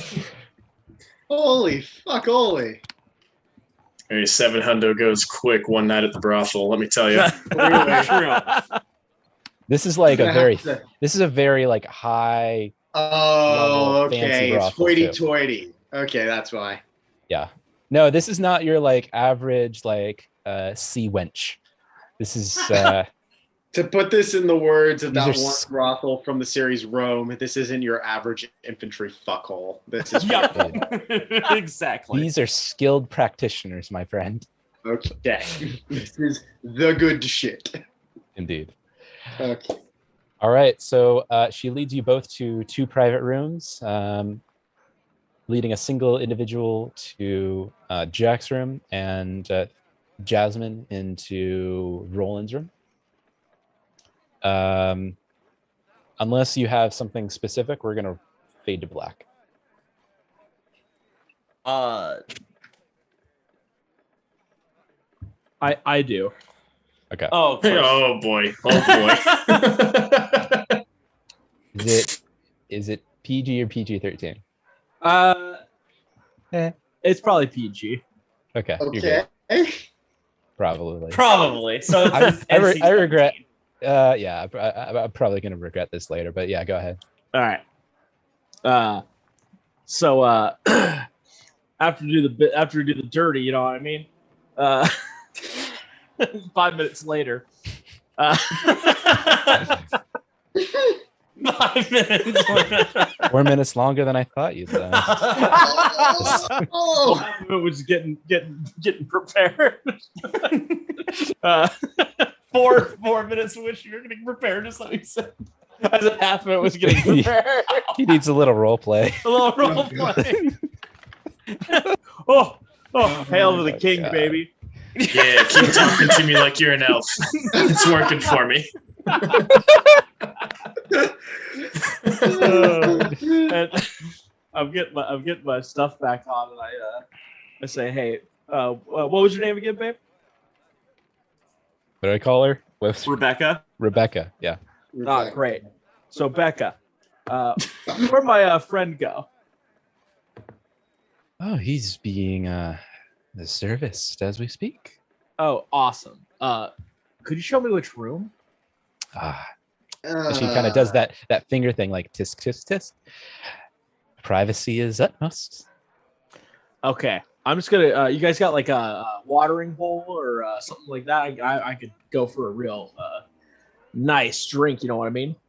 I thought you were gonna train the lizard. That's what the taverns are for. Same. Ah, very well. I guess guess I'll talk to you later, babe. And just remember, you just had one night with the Burger King. Honored, I'm sure. I go out the door, and this one I start poking around a little bit Oh my god. because I want to find where Roland went. Okay, be honest. You just want to see how it works, Yeah. and having no skin and all that. No, I'm curious what's up with this fleshless being. So I'd like to do a little investigating, see if I can maybe find him. Wait, Uh-oh. Jack is doing something smart. Holy shit. Screwy. There we go. Oh, there we we go. That was weird. You're good. It doesn't happen to me. Oh, I just realized. I said that while you guys had a brothel. I almost said that, Joe. As well, this never happens. I promise. Oh Lord. Oh, The fourth God. wall. It's broken. Okay, so let's cut to Roland then. What are you doing, Roland? All right, so gonna tell Jasmine. So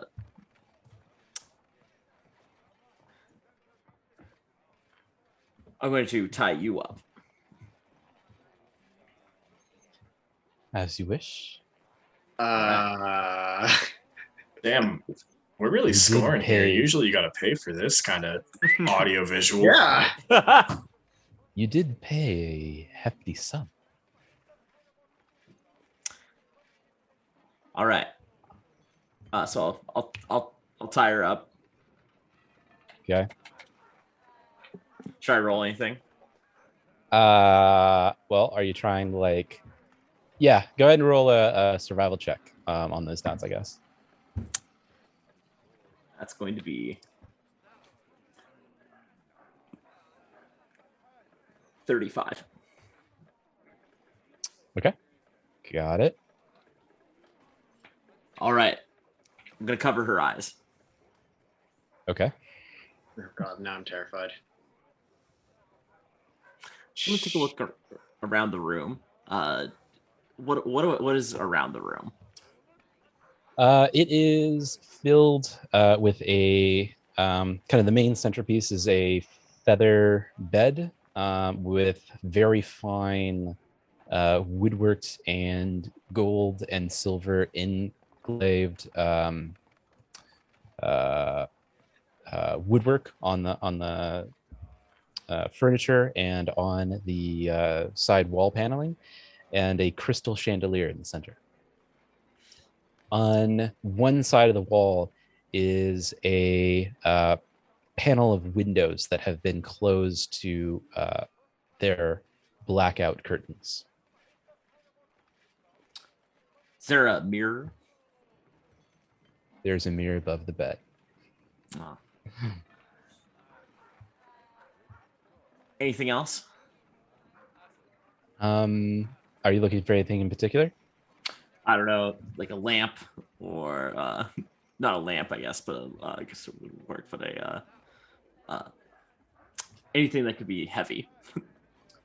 Let's see. There's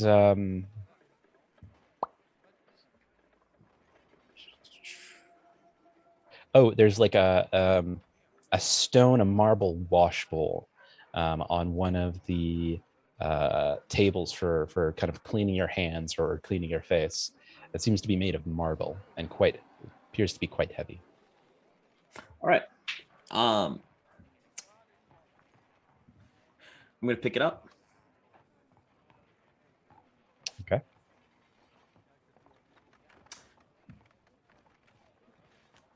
And or actually, before I pick it up, I'm gonna unwrap one of my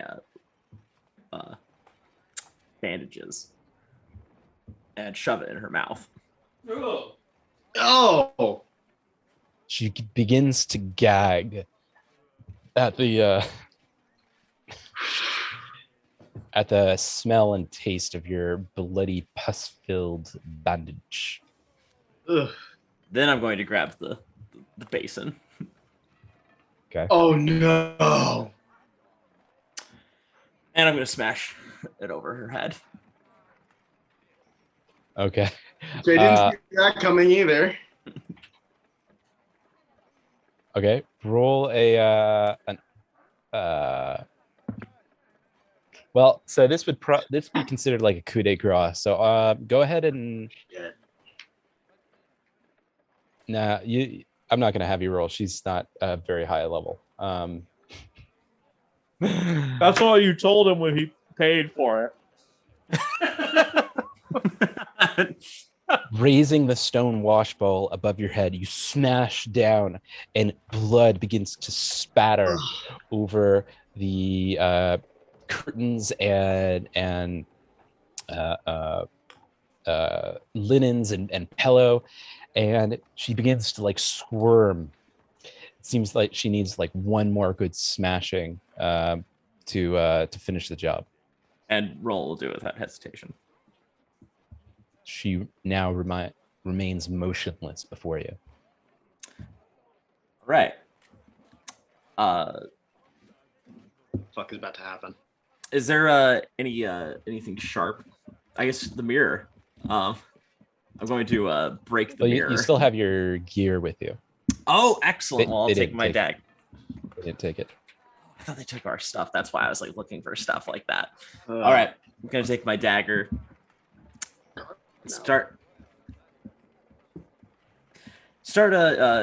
performing some surgery. Okay. Go ahead and roll a survival check. You sick bastard. That's going to be a 33. All right.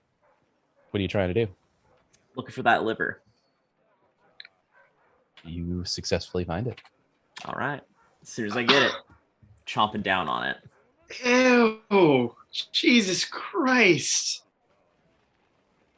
Oh, Austin's got it. All right. You do so successfully.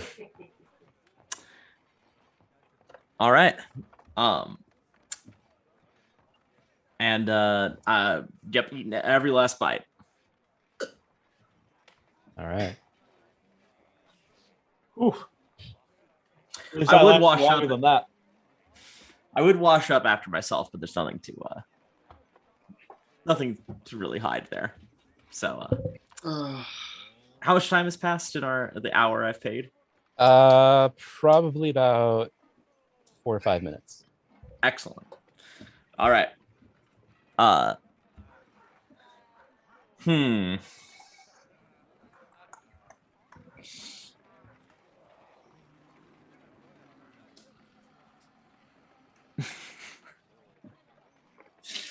Oh fuck.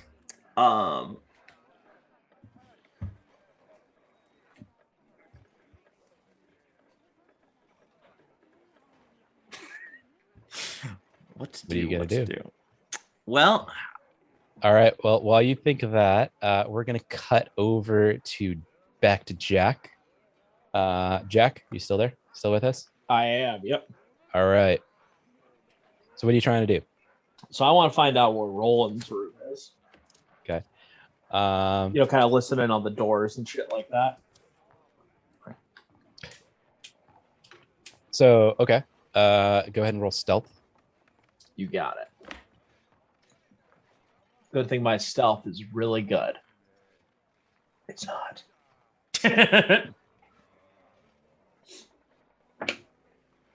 Ooh, that worked out pretty good. 24. Okay. Listening on the door, you hear kind of some moaning and groaning and a big thud. But you just assume that he's getting what he paid for. Okay. And is there like a keyhole or anything like that? There is. Okay. So, can I look through the keyhole? You can try. Okay. Perception. Perception. You got it.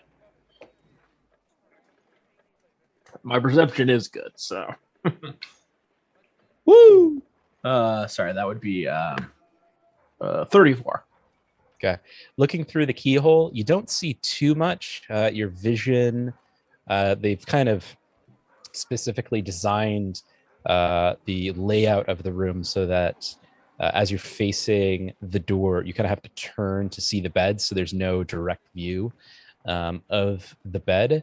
But you do see a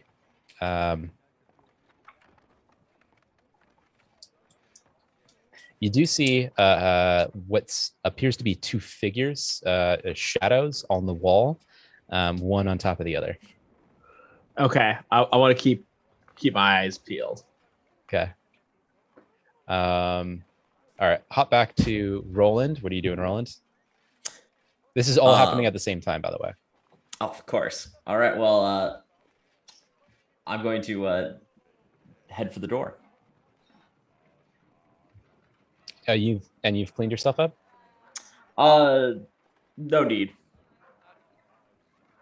It's Okay. not like there's anything he really needs to clean. Oh, that's right. He's already covered in blood. Yeah.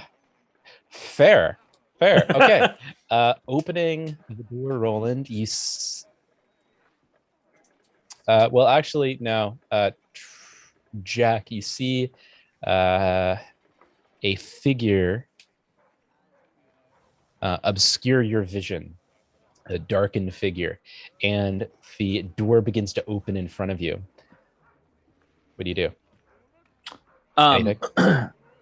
I am going to collapse on the ground and play dead. All right, Roland, you open the door and find Jack seemingly passed out on the ground. Jack, roll a deception. Roland, roll a perception. No, actually, Jack, roll a performance check. Ooh, okay. Ooh. 37. Okay. Fuck. 23. 23? My performance is really good too. That sucks.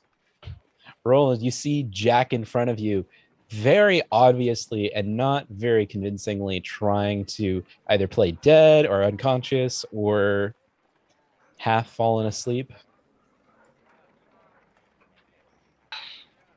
I'm gonna kick him. Okay. All right. Oh, I thought that was the lady there kicking my ass again. What's up? What's up, my buddy? Roland. Jack, are you done? She couldn't get enough of me, but I had to call it quits after a while. You know what I mean? And after I left, and she was not pleased. Let me tell you, she kicked me out. Wait for me outside. Okay, you got it, man.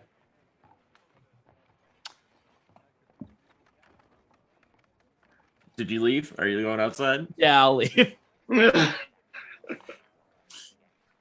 All right.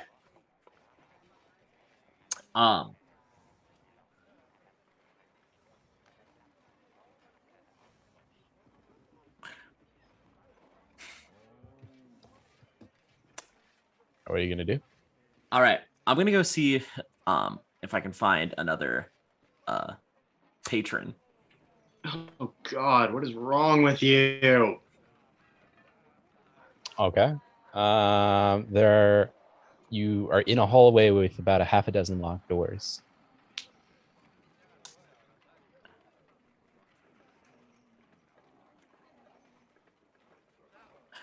I'm gonna head back to the. I'm gonna.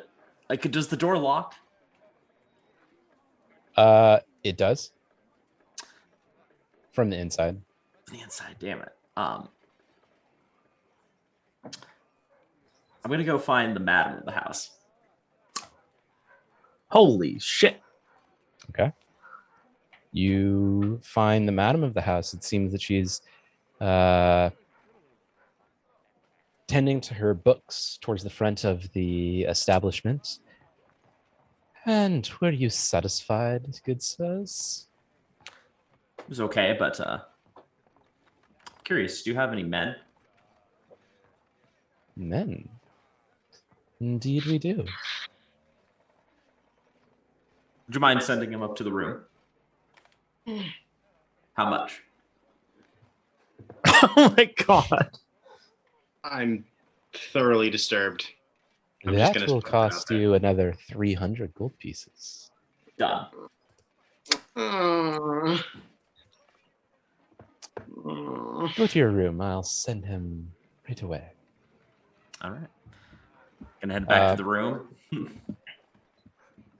About 5 minutes passes, and a man comes through the door. Fairly athletic individual, dark hair, short dark hair.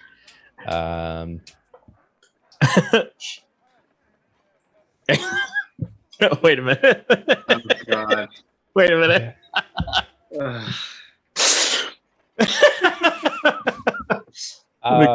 Because I said I left, but I never said where I left to. Oh, fuck you. Maybe I'm just in this little lobby or whatever, you know, whatever you want to call the the location for this brothel. And maybe I overhear what Roland said. Maybe. You should have said that before. I'm assuming that you left because you said you Damn. left. Damn, Bye. man. You gotta say that at the moment. Damn. Um, Okay, fine. This guy who sounds kind of like me goes up there. Oh, I see. What? What you said. The guy who went up, you thought was you. I thought I was gonna make it me. Oh, I see what you mean. I see. Like, Yeah. hey, I'll go. You take a break, bud. I'll go up. Oh, I see. Okay. Okay. But never mind. That's so just for the fan edits. Oh God. all right. So the male worker comes through the room, comes into the room. What do you do? I'll instantly close the door and stab him in the neck. Holy shit! Roll an attack. God. 18 plus. Doing this with my dagger. That's going to be 37. All right. You successfully stab him in the neck, and blood begins to drip down his chest, pooling on the floor. He slips and falls, and he begins to almost like curdle on his own blood. He reaches a hand out at you, and in his expression, he screams at you, "Why?" Stab him one more time. He's dead. Jesus. Jesus. This Is is he dead? just gonna be a montage Fucking- of Roland's hour at the strip club, I just don't know. murdering their entire staff. I don't know. All right. I'm assuming What are you he's doing? dead. He is. All right.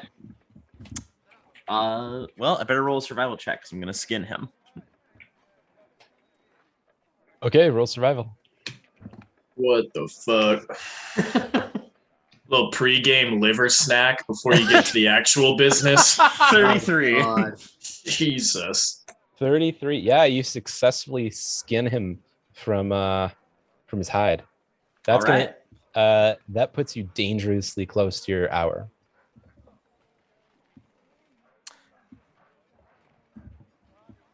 Well,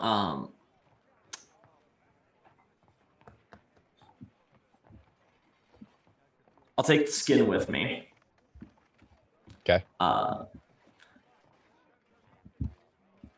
And gonna open the. There are windows, right? There are.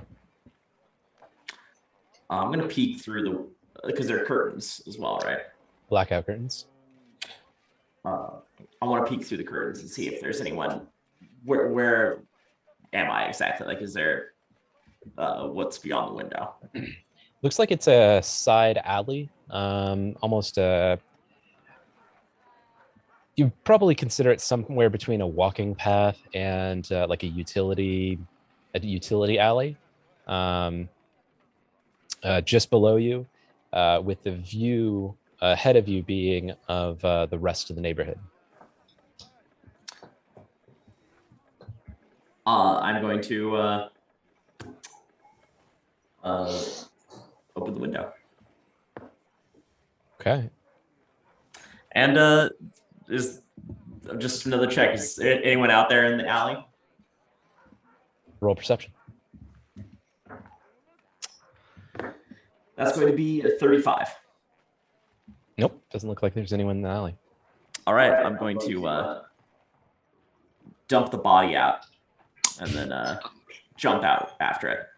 Just brutal. Okay. Roll an acrobatics check to. It's a. You are now. We'll say that you're on this first floor. So you don't have to roll acrobatics. All right. I'm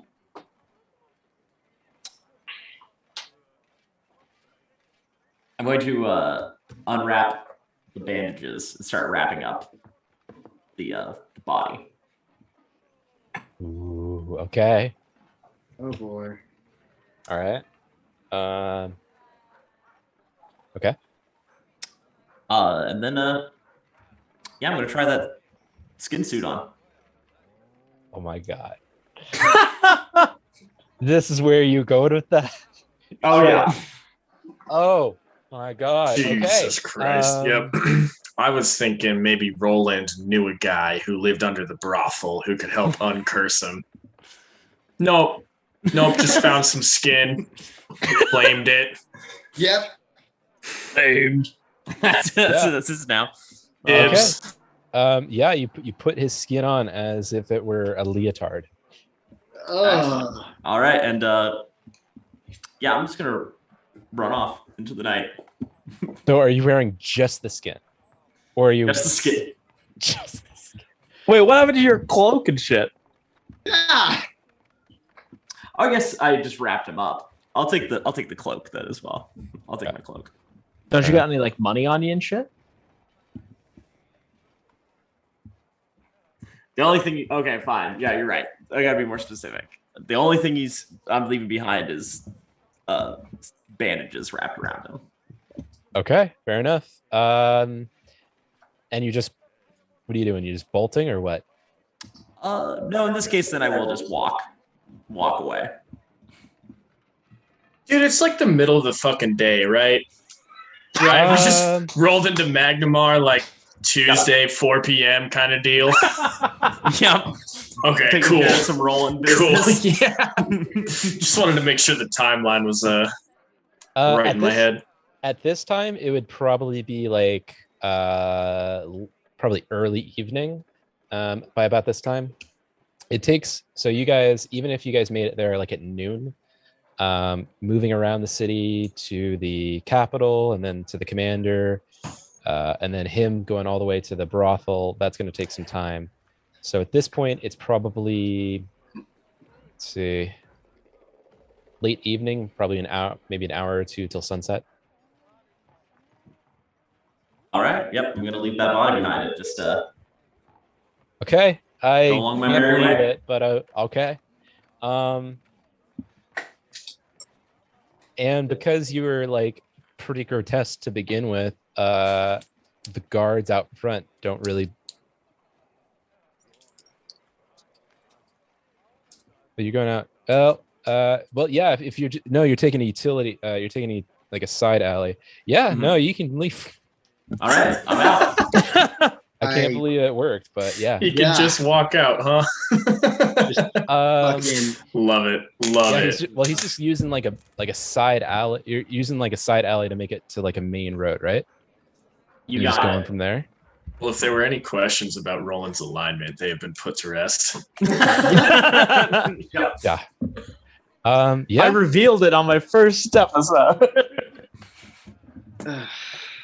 Well, Roland doesn't even have a plan on where he's going now. He's just gonna, he's just gonna go walk around. Okay. Gotta break in the new suit. Exactly. Those new duds. Can I assume that you guys had talked about a place to rally after you're done? I with your think that would business? be helpful for the plot. Yeah. Yeah, Let's we'll do it. We'll assume that you guys did, and we'll also assume that any purchases you made, you went to the shop and went to the market and made any Okay. purchases that you want. Also, we don't need to play those out. Now, really, really quick though, real pressing question here. What is the level of fit on that skin suit versus That's Roland's a good body? question. Like, That's a great question. So the guy was pretty athletic, pretty lean to begin with. So I'm gonna say it's skin tight. Oh, yes. Nice. Love it. Love it. Yeah, you're real proud of that one, huh, Marshall? Really proud of that one. That was a 10 out of 10. After all that disturbing shit, we needed some. Yeah, a some little light. Right. Oh man. Okay. All right. So I assume that you guys probably went to a local tavern.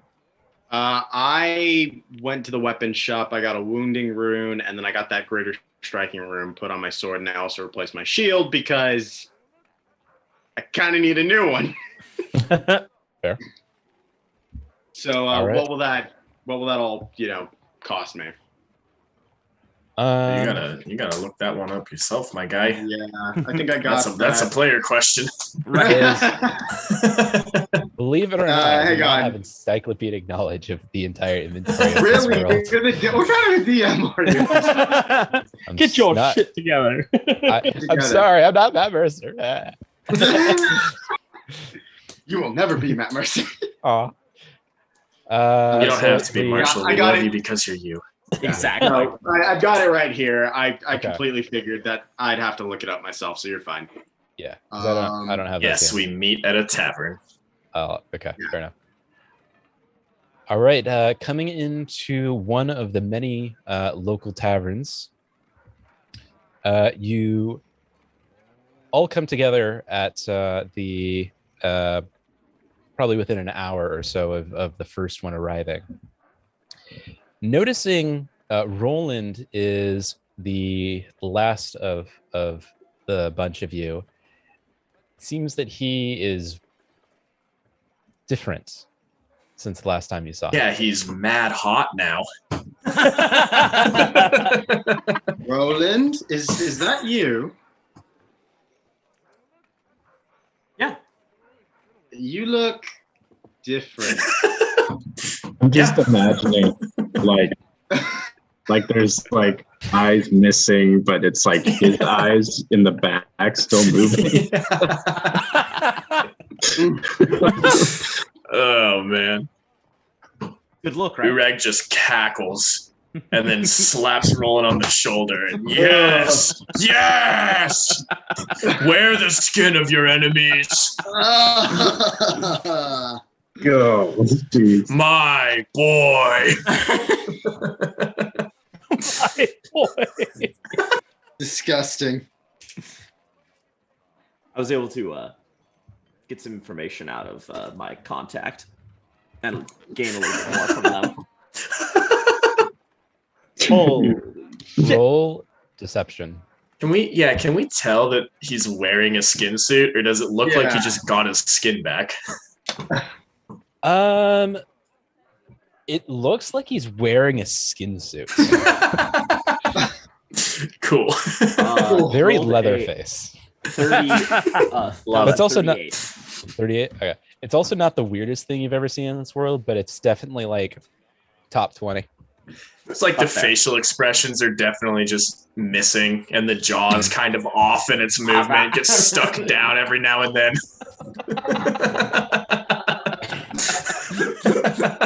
This is it's very Peter Jackson like early horror shit. And then anyone that wants to counter that, roll a diplomacy check. Or no, Perception? yeah. Oh, Perception check. no. I rolled a nat 1. Oh God. Oh, no. I rolled a 29. I rolled a 33. All right. Anthar, you like look over Roland and say, checks out. Makes sense to me. Everyone else is like, it's kind of weird, but I'm not going to ask any more questions about that. Or if you want to ask more questions, you can, but you pretty much believe what he's telling you. Okay.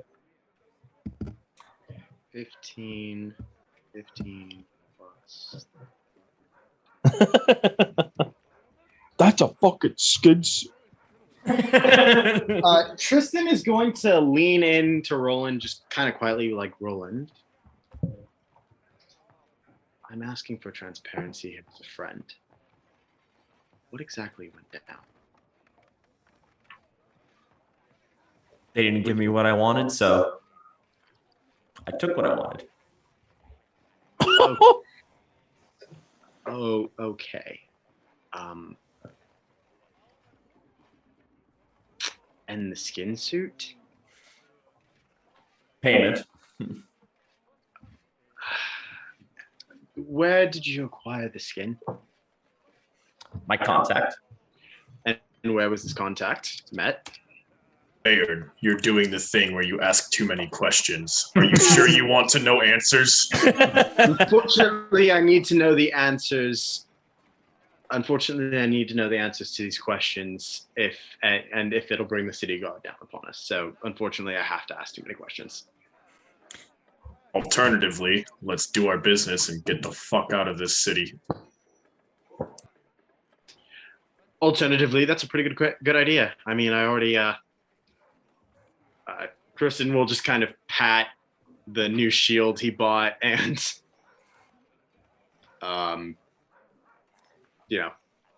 the sword. He's like, I guess I already handled my business. We can leave if you're all ready. Tristan's going to look at Roland and be like, would that be a smarter option? I don't think he had very many friends. Very well. Tristan's like, we need to move. Okay, so are you leaving town now? It's about evening. Should we You leave can town? do it. You can. I'm gonna put ride that through one to the the night. group. Should we leave town now, or should we wait until morning? I need to buy like a lot of things. Need to buy things. I need to buy a lot of things. I think we were just kind of like free for all and Yeah, purchases, like, right? Just Yeah, like Yeah, count the Oh, gold, say it's good. yeah. yeah. Cool. You can just like start buying stuff and adding it to your inventory. Hell yeah. If you I guys, am taking. I did transfer that greater striking rune from Earth Shaker, or was it Earthbreaker? Earthbreaker. Yeah. Earthbreaker. Okay, yeah. So I did transfer that. Okay, so just take that off of Yeah, I'm party's going to take it inventory. off of that. That +2 greater striking rune. What would that do to my sword? It was already a +2. You rolled 2 extra damage die. Sweet. For Thank you. Yeah, total of 3 damage die. Oh, sweet. Yeah. That'll be. Oh god, that'll be fucking useful. Mhm. All right, and I think with that we will take a quick break Yeah. and return to the adventure. And then we gotta get out of town before we turn into fugitives once again here in the 7.6.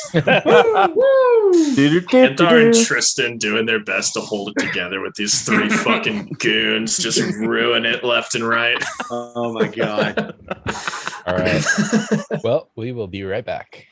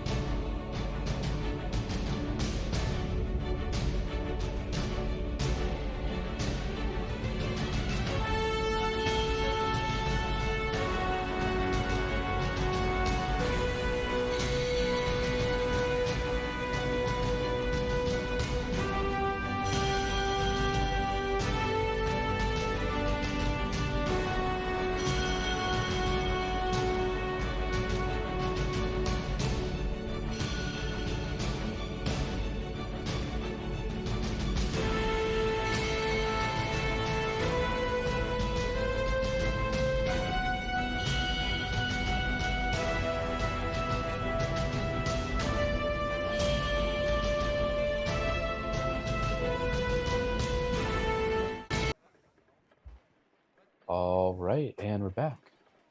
Oh, we had a.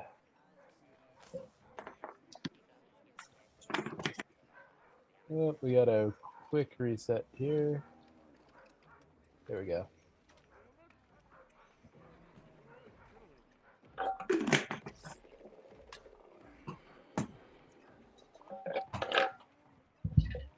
All right. So, where we left off, you are in Magnamar. It's about evening, and they let's see, probably about an hour or so left until they close the gates for the night. What would you like to do? I'm guessing we're heading out then, yes? I thirst for blood. It's been too long. Let's leave these gates. All right. I guess we should. I guess there's no point in delaying. To Sandpoint then, yes? Yes. All right. To Sandpoint. I will mount up Longshanks and lead them out. And my axe. Have my sword. Jack taught me that. All right. Yes. Yes. Okay. Leaving Magnamar, you make it out of the city just in time before they close the gates for the night, as is custom. And you make your way to Magnamar, just straight to Magnamar, Straight to To straight to standpoint. or Sandpoint, right? You're good. You're good. Through the night, or do you make camp anywhere? Let's get out of the city limits a little bit and get a sleep in. Yeah, get camp out. How far from the city would you like to go? Just like a mile or two should be fine, right? Yeah. Yeah, that sounds good. After about a mile or two, you find a nice little area, a nice alcove in the woodwork to make a fine camp for the night. Being this close to civilization, there's not too much in the way of hazards, so we can forego the normal watch if you guys are all right with that. And Greg wasn't going to do it anyway. Hell yeah. The next morning, you rise with the sun, and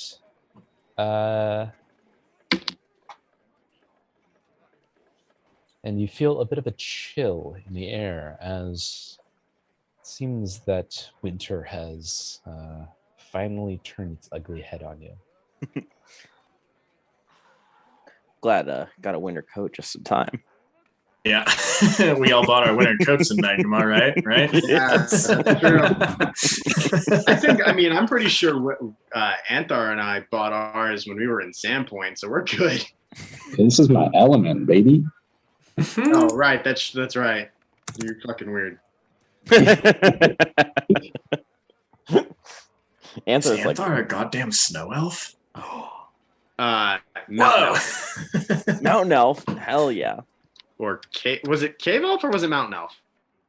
There was no caves. There were no caves. Get Caves. that out of your head. Right. I was all like, wait a minute. Where did I get caves from? All right. Continuing on your way north towards Sandpoint. By about the evening, few hours before sunset, you find Sandpoint on the horizon. Much in the same way as you've left it some month or so prior. And as you grow closer, you hear the hustle and bustle you've grown accustomed to in this town. It's almost a familiar, safe haven. You almost feel a sense of safety and security from that very sound,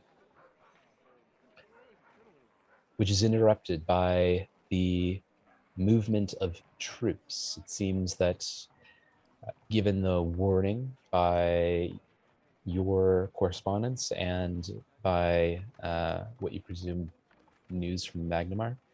Mhm. A heightened presence of the town's guard as you enter in through the main gate.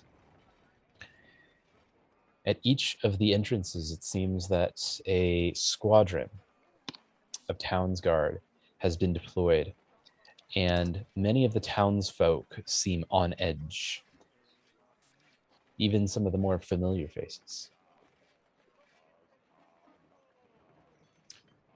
Now that you've made it back to Magnamar or Sandpoint, what would you like to do?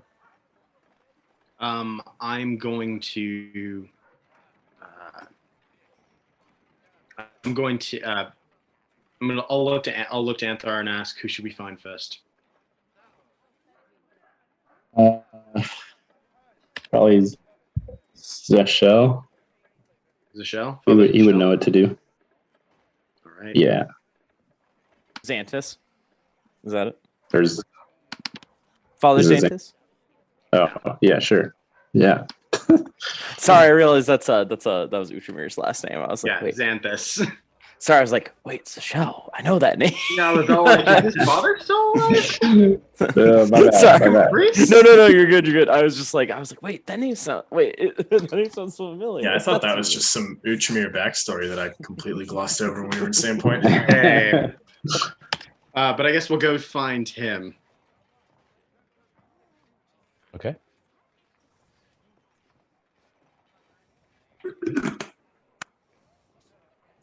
All right. Making your it's not gonna. Oh, it's always something. Hold on a second.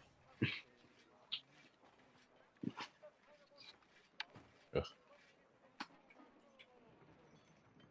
Sorry, I'm having a technical challenge with this stupid app. It's all good, man. Tech, it's a beautiful thing, but it also will work against us as much as it helps us.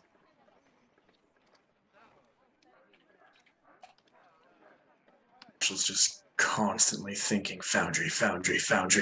Yes. Dude, I am now, because now the app that I usually use to show you guys images is not working. I had all so dumb. Okay. Here's what we're gonna do then.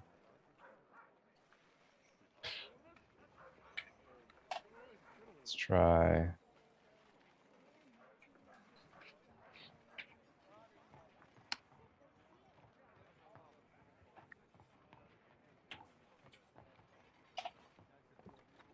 Yeah, I hate this app, but we're gonna use it.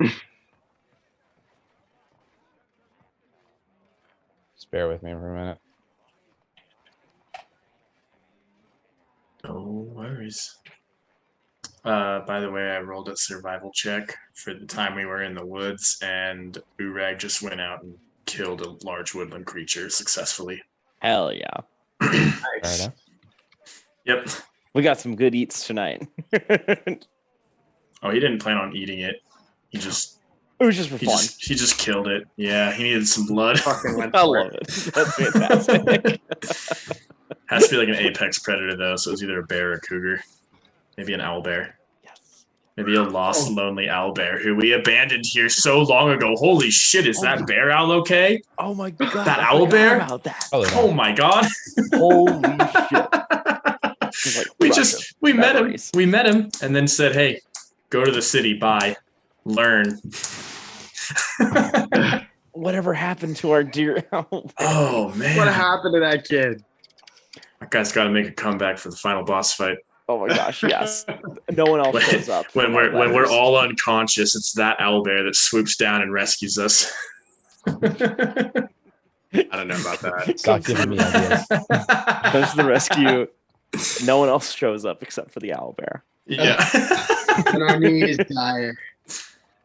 All right, so making our way to the cathedral, you find Father Xanthus busy making ready a makeshift hospital for any injured individuals that might to come from the now presumed fray. He notices your approach and is gladdened by your presence, in particular that of Anthar and Tristan. Ah, yes, it's been some time since I've seen you around here. How have you been? We've been better. We've certainly seen a lot since we last left. But more on that later. It is good to see you, friend. Have any reinforcements assembled in our absence since we sent up a notice? It's clear that you got them since the town is assembling a defense. Well, Sheriff Hemlock has certainly been busy formulating a defense. He assembled what he had of the town guard and as well as the local militia. Good. And they're making ready for whatever may come.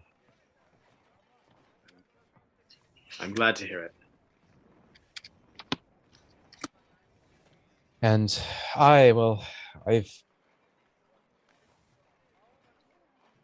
tried my best to ensure the stability of the town, and he kind of pulls you aside a little bit so no one else hears other than the party members. If I may be honest with you,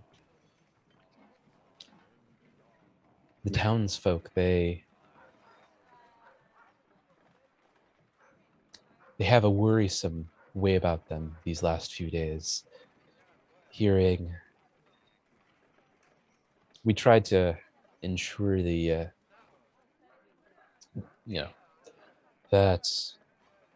good cheer be with them, but people talk, rumors spread, and now there is a air of discontent among the citizens, one that can certainly be understood given the present circumstances.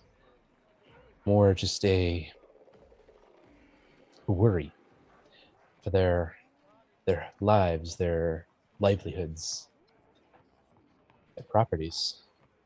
They should be worried. They are weak. This fight is strong. Many of them will die. Thank you, Urag. He looks up at Urag, being about 2 heads taller than him. The giant fucking axe. I don't know that I've had the pleasure. You have not. He is, well, I suppose you have heard by now that we encountered a Runelord. We lost Raptor fighting him. He must have been weak. Ignoring Urag's comments, he puts his hand on both his hands, one on Anthar's shoulder and the other on Tristan's shoulder, and says, "Very sorry to hear that. He was perhaps misguided, but a fine young lad." Not fine enough to survive.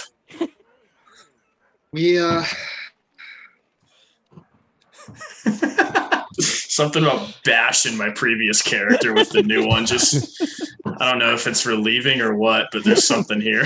There's something, you gotta roll with it. Yeah. See what happens. We lost him, we lost Kaj, we lost Outremer. Anthar and I are what's left of the old guard, but this was our home when we began this journey. It seems fitting that we came here at the end. Has Scarnetti perhaps loaned any of his strength to the defense?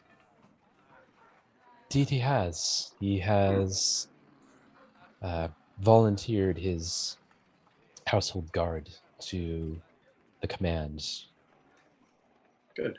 And has proven uncharacteristically helpful the preparations. Do you know where he may be? At the moment, he is probably either speaking with Sheriff Hemlock or at his estate. Thank you. Just a point of interest. Have you seen any other reinforcements from Magnamar, the Goblin tribes, or from the sea? We've heard word from Magnamar that troops will be sent, but no time frame was given. As for the goblins to the north, they have been an interesting band. That a mutual partnership between the goblin clans and Sandpoint has arisen in your absence. And while they haven't arrived with any assistance, there is still hope. Is War Chief Loot here? He is not. We have not heard of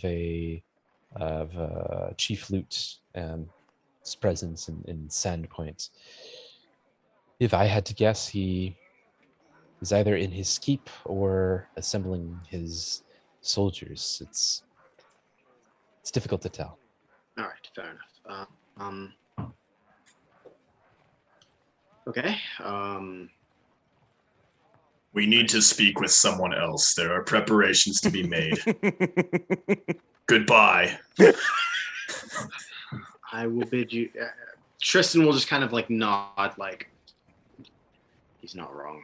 We'll catch up with you later. Speak with Sheriff Hemlock then. He is we should go commanding the defensive forces. Which way is he? He would be at the garrison. To the garrison we go. All right, making your way to the garrison, you find Sheriff Hemlock with a worrisome look on his brow as he gives commands to his lieutenants in the garrison courtyard. You notice a small band of freshly recruited militia struggling to hold formation, while some of the more experienced troops lead lead by example. He notices your approach.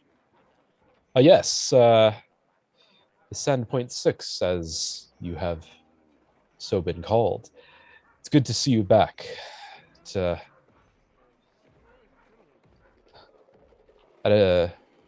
With no time to spare, as it would seem, we are hastily putting together our defenses for the town.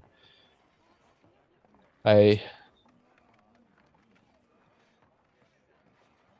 seems that you have added a few new compatriots, and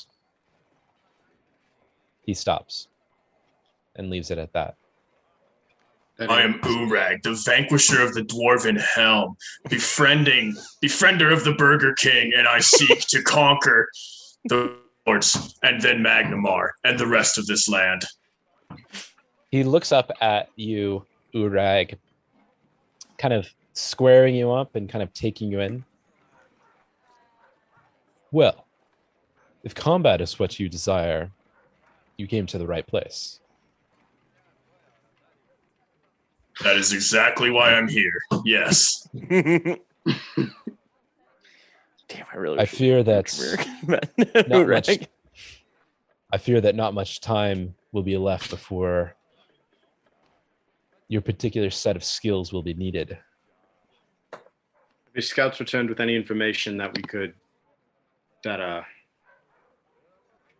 scouts returned with any information that could come be handy?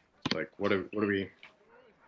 I've sent out several scouting groups to see what information they could gather. Only one returns. So they're close. They are. The only scout that survived told of a band of stone giants on the warpath making their way to Sandpoint. That would line up with the information. Yes. Tristan is going to clasp Urag's arm like, patience, my friend. You'll have your fill of blood soon enough.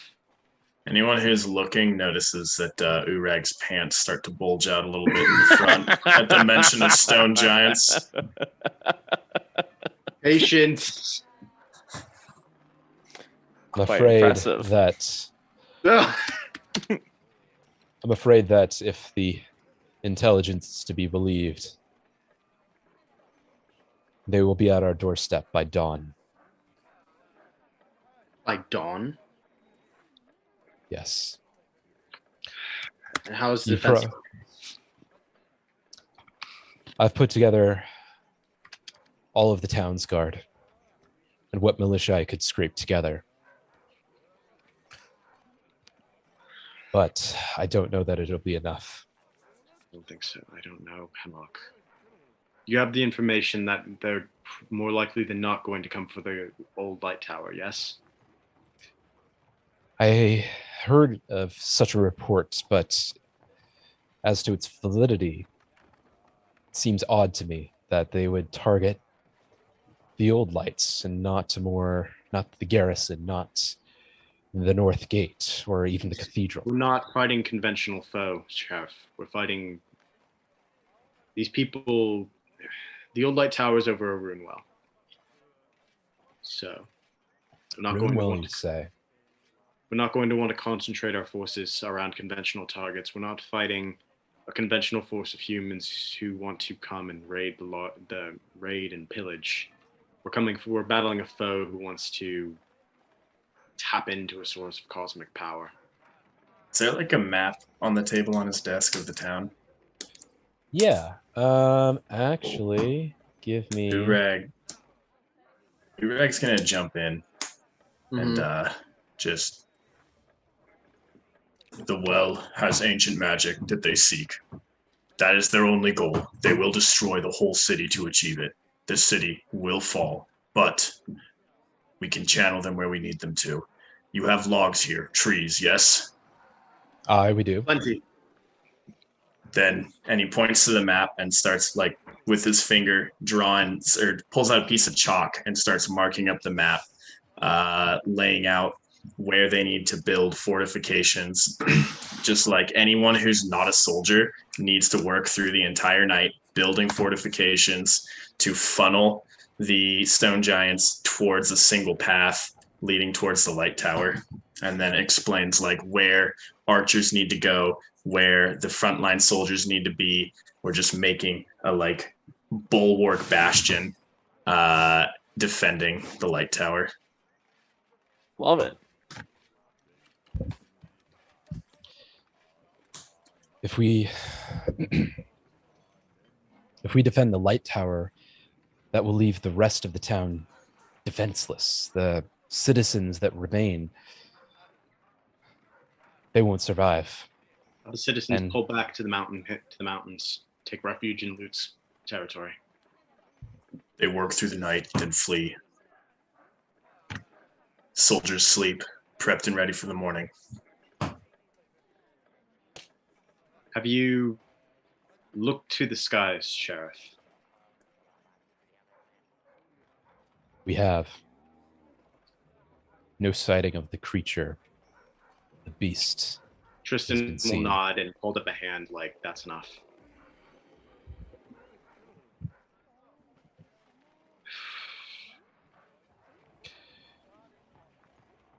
If we defend the light tower, as you say,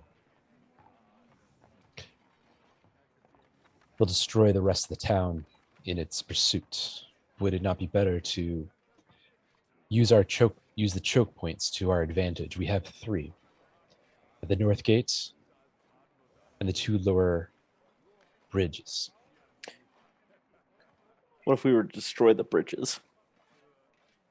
Funnel them into one. Take out 2, leave 1. Mm-hmm. Funnel them into one Yeah. position. Yeah. We don't have too many men here, do we, Sheriff? If we can, Anyone we can and concentrate. everyone who is not a soldier, elderly, youth, it doesn't matter. Send them to work. Their lives depend on it. If we do destroy the 2 bridges, we can rebuild them. And if we can funnel them into one force or into one spot, we can reduce their advantage of numbers. And that would also give us clear lines of sight as to where they have to approach from. It could work. If we destroy the 2 bridges, they may focus their attacks on the north gates. Can you hold that gate with the forces we have here?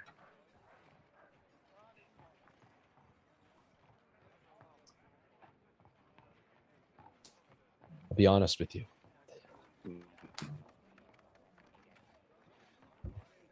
I've seen my fair share of bandits, and I've even fought war in my time. But these lads,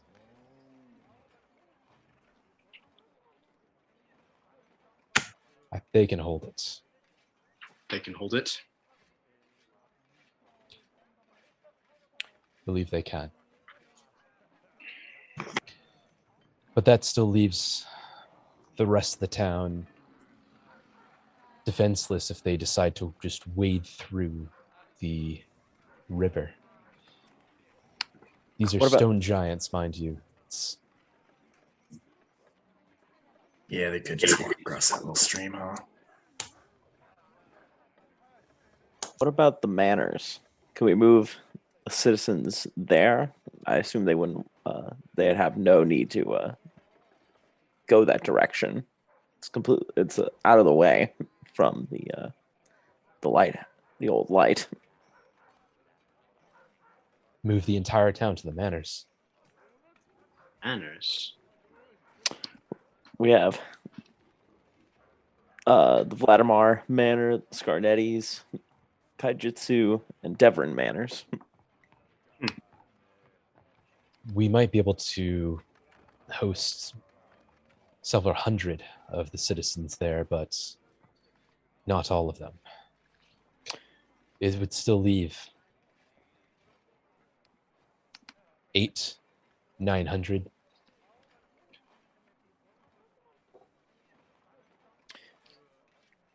Do we have any ships in harbor?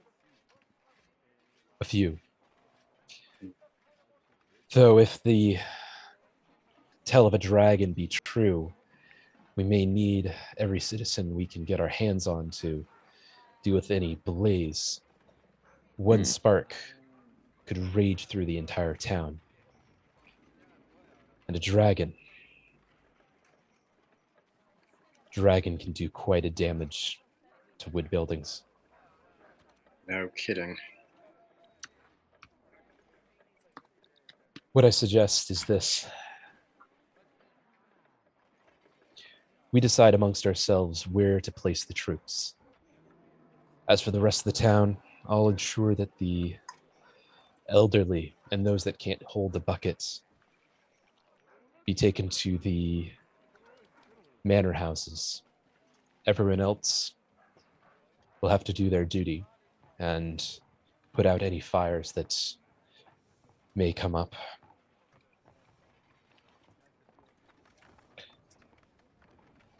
As far as the placement is concerned,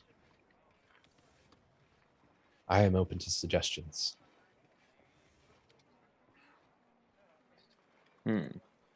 As you said, dragon, wood buildings, the city will fall regardless. We must defend the lighthouse. I agree with Urag. I hate to say it, Sheriff, but there won't be much of Sandpoint to rebuild, and the citizens will be slaughtered if they get to that. Post what you can to defend the town, but we need to concentrate our defenses on that tower.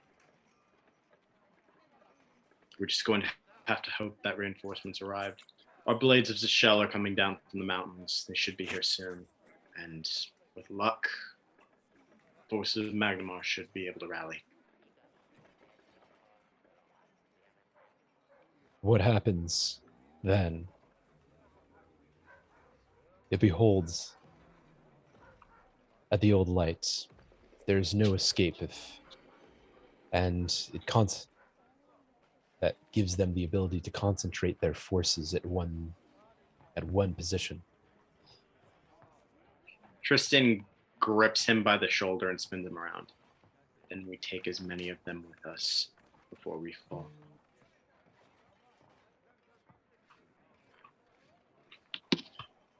They will concentrate on the tower regardless of where we're positioned. We stand at the tower. We fight. Those who fall, they die. Those who don't, live to tell about it.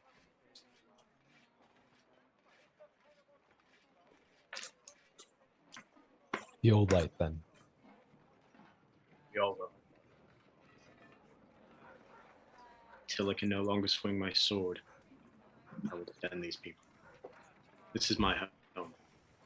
You wish to die an honorable death, Sheriff? If it comes to that, yes. Then rally your troops. Make it so.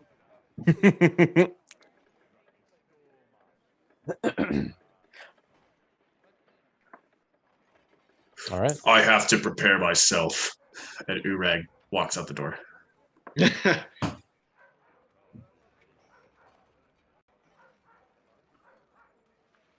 I'm curious, most of this town, if it would go up in flames, could we use that to our advantage?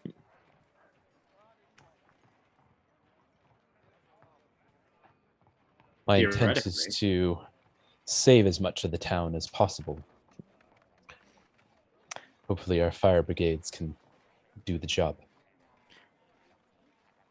Though I'm still hesitant to consolidate all my forces at the old light. That leaves the fire brigades defenseless if they rampage through the town. I think, Sheriff, you need to give up the idea that much will stand of this town. You will need to rebuild. Once the ash is settled from this, you will need to rebuild. Cut your losses. Towns can be brought back.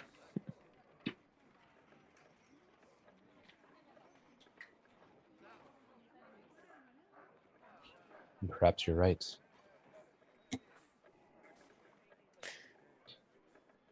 But again,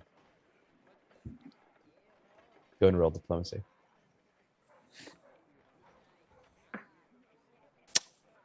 Let's see. 33.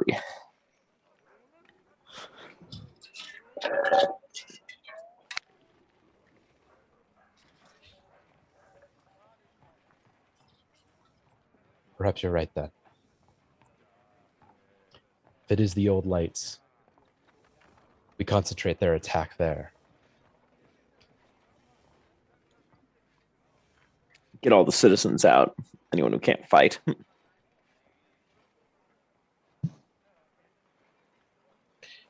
So do you guys see the map there? Mm-hmm. All right, so I am going to show you guys. You guys see those? You guys see those tokens next to the old light? Yes. That is your defenses at the moment. So kind of while you're talking with Sheriff Hemlock, and you should have control of those guys. Yeah. Hell yeah. Imagine that so each one of those tokens represents 16 troops. Each one of those tokens is a single squadron. So that is, imagine that this map is kind of like on the table and you guys are deciding where to place troops. We're putting wooden tokens on the board. Right. Precisely. Oh, yeah. Does that look good? Just all gathered tight right there. Squad in the back is primarily ranged. Yeah. Cool. Archers to the rear, infantry to the front. Do we have any cavalry units? No, we don't. Archers to the rear, infantry to the front. We can hold them there. We can.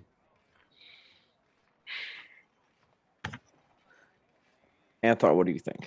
So tactically, all of these guys operate the same. The squadrons both have ranged and Right. halberds. Right. They function virtually the same. All the units, and these are, so you guys should see your tokens there. And keep in mind that this map is, so one square or one square is 30 feet. Okay. So your tokens are not to scale, nor are the squadrons, but it's kind of like, it's a little bit of a combination of tabletop roleplay and theater of the mind. Mm-hmm. Cool.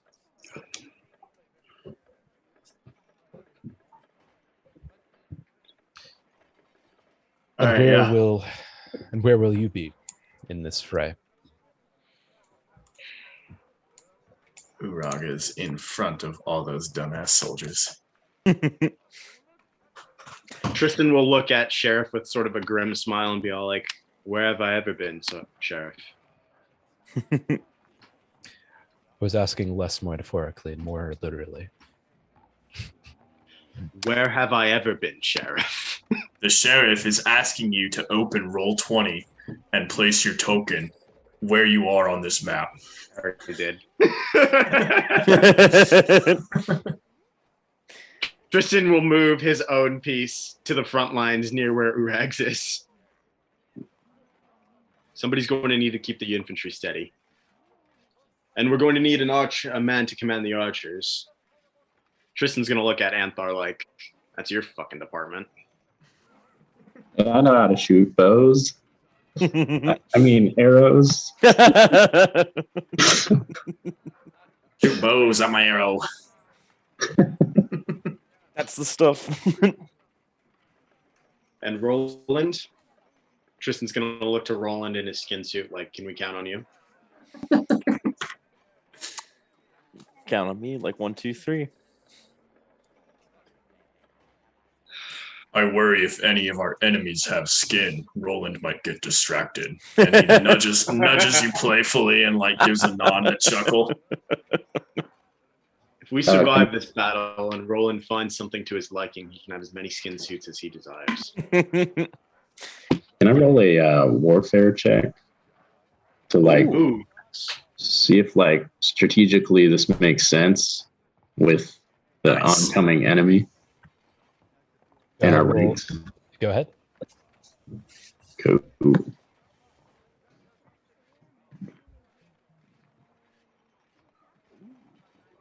That's a 36. Okay. So you know strategically that allowing yourself to be attacked from multiple fronts. Here you have three major sides that you can be attacked from without any bottleneck. Is going to be a bit of a challenge. Pushing the stone giants into a bottleneck where they can only come at you one or two at a time, but allow you to concentrate your forces on those individuals in the front. Whereas here, the stone giants can easily place several in front, attacking with melee, and several behind, attacking with at range. And they can mass a large force in this area, especially the area to the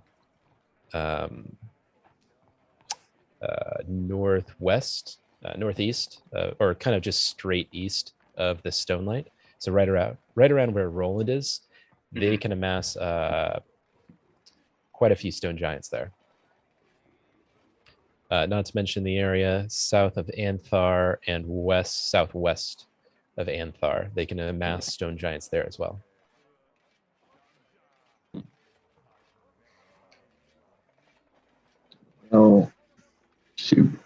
Okay. Do we know if stone giants can cross that lake or that river? The river is about 30 feet deep in most areas. It only shallows in one other spot. Oh, dude, what am I talking about? Rocks can't fucking swim. No way, dude. No way. Can we? Yeah, let's blow the bridges and fortify the front. Can we throw traps to deter any approaches by the water? What do you have in mind? What sort of traps? Caltrops, sea chains, anything that can entangle them and slow their descent or get them stuck in there so that they could be easy prey for the archers.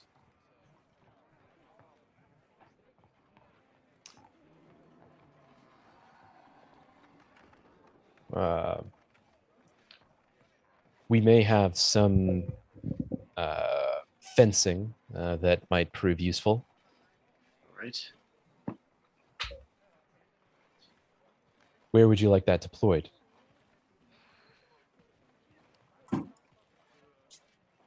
Just where the bridge currently is for those two Deploy on it the east along- side there. Deployed Below along the the bridge. bridges. Just on either side of the bridge? I'm thinking we put it on our side of the bridge and then we blow the bridges out then. Yeah, that's a I think it's a good idea. good idea. So you're gonna It's our blow... shout out for mechanically seeing if this was a good idea or not. Letting us reevaluate here. So true. Not in You so what? you're go- Can I roll a warfare lore to see what would be the best use of those deterrents? Yeah, go ahead. All right, cool. Marshall trying to figure out what would be the best use of those deterrents. I know, right? I'm willing to bet you weren't exactly thinking of waterborne. I was not. Yeah. Now that I think That's a dirty 30. Well, I don't think there's a way to get a 30 naturally, but that's a 30.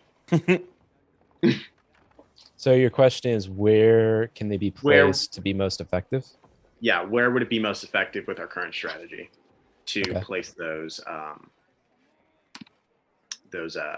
defenses, like those deterrents, like caltrops or anything to like hold them up in the water? Gotcha.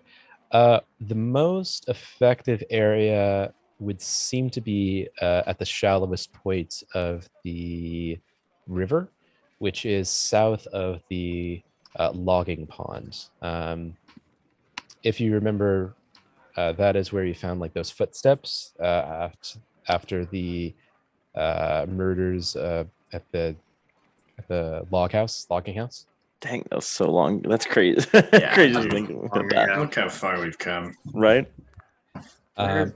Everywhere else, the river kind of hovers around 10 to 30 feet. Mhm.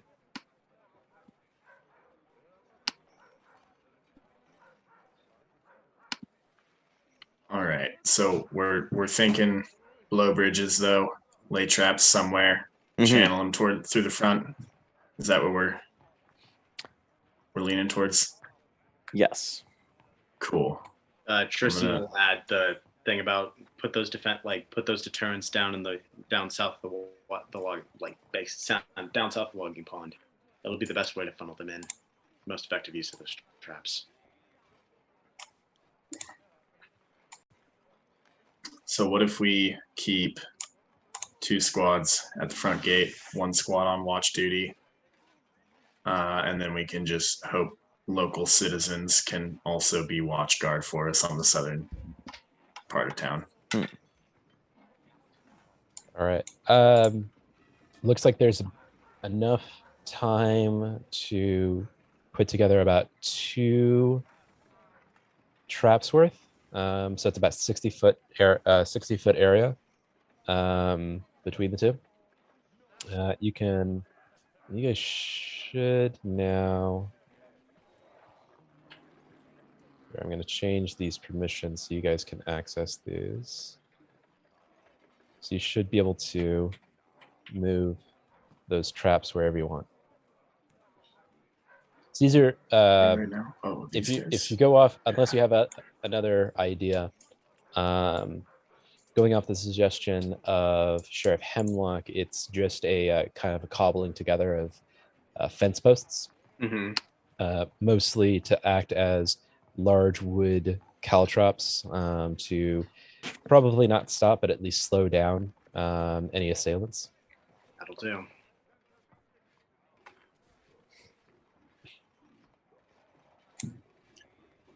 All right, team. Are we satisfied with soldier placement then?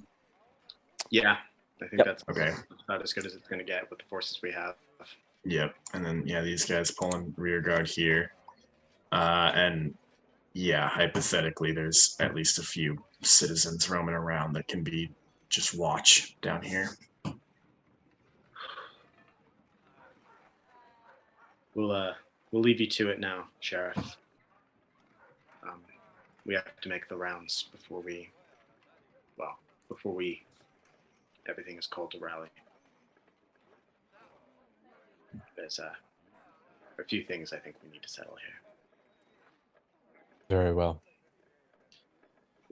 We'll see you in the morning. Indeed. Tristan's gonna turn and stop and then look and say, "It's been an honor," and then leave. Okay. As y'all walk outside, you see Urag standing with his back towards you, that you catch just out of the corner of his eye. This very satisfied smile. And then you notice he is just sniffing a bouquet of flowers that he has picked. As soon as Urag notices you're there, the flowers get thrown on the ground and he turns back towards you. Dawn. I didn't know there was a sensitive side to you, my orcish friend. There is not. If you don't mind, I'd like to stop by the Rusted Dragon really quick. There's a old acquaintance of ours there who I think needs to be told about our companions. I care not for your acquaintance. I care to prepare for battle. Do what you will. Well, this just walks off in the distance again. This is a strategic position of strategic importance, Urag. I'll meet you there. You see him grab another bouquet of flowers as he walks.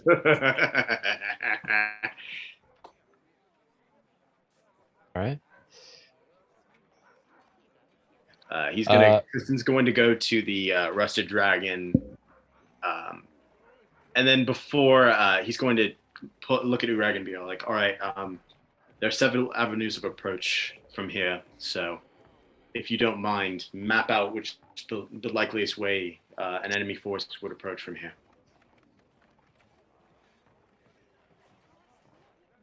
I'm totally feeding him a line of bullshit. Okay. North Gate, right? Like the North Gate.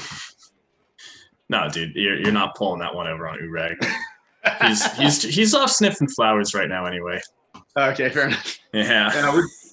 We're literally just making the rounds here, and then we're gonna go check in with bro. Like we gotta go say goodbye to the nice lady who held us up and fed us all those stuffed mushrooms for a time, and then go find bro because Tristan has some questions. So I guess we go in and we're. So who are you talking to then? Clearly, the lady on the screen right now. Okay, let me just. You just got Tristan and Anthar, the two familiar faces here, with a man obviously wearing a skin suit right behind him. Yeah, we've made some new friends. All right. Moving into the Rusty Dragon, you find Shillelagh. Not Shalala. Oh no! Oh, you just resuscitated Anthar's heart and stabbed it again, huh? Yeah, I did. Amiko Kaijitsu, who is trying to console some of her patrons and handing out quite liberal helpings of both food and ale with the assistance of what's her name?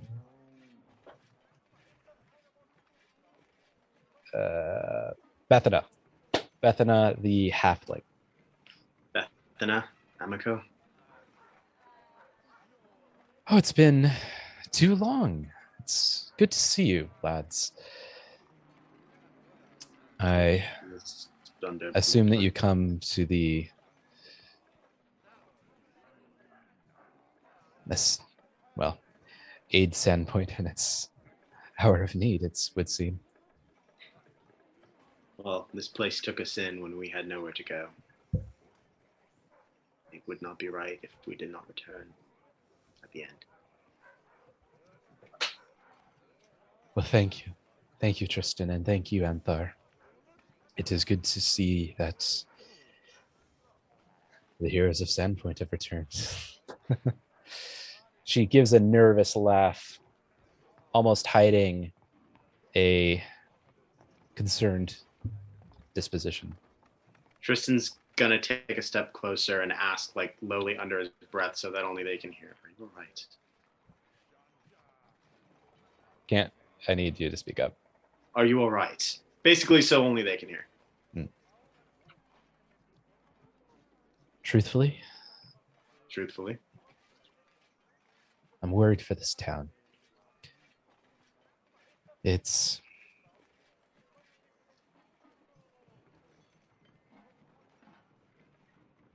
a difficult time that we're finding ourselves.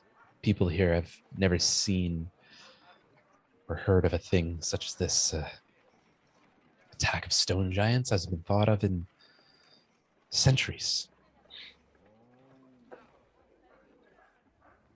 My worry is for the people.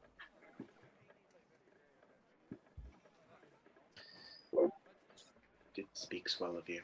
It does. Well, can I offer you anything to drink or to eat? I'm sure you're hungry. Maybe later. I just wanted to come and see you again before we left. And he looks down to Bethana and kind of smiles again and say goodbye. If this is goodbye. Why aren't you just the sweethearts? And she reaches up, very, very much struggling to reach Tristan's cheek, and kind of does like Tristan will kneel. And she like pinches. She does that like granny thing, pinch the cheek. Oh. For the first time in a long time, Tristan actually cracks a genuine smile. All right. After getting to his knees, and then he's going to just clasp Amiko's hand and say, "Take heart. We're going to go look a little further into the defenses. There's a few more people we need to speak to, but we'll stop by later. Yes." Of course, you're always welcome. You and your. She looks at your slightly odd or more odd compatriots. I will housebreak the rest of them before the end. Well, a friend of yours is a friend of ours. Thank you. Have you seen Bro, the historian? Bordick Quink? Yes. Yep, that's the one.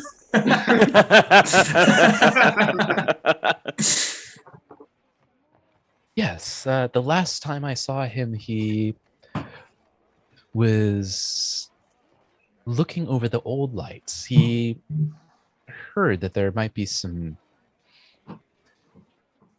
hidden secrets there, and he Knowing him, he hasn't left that spot.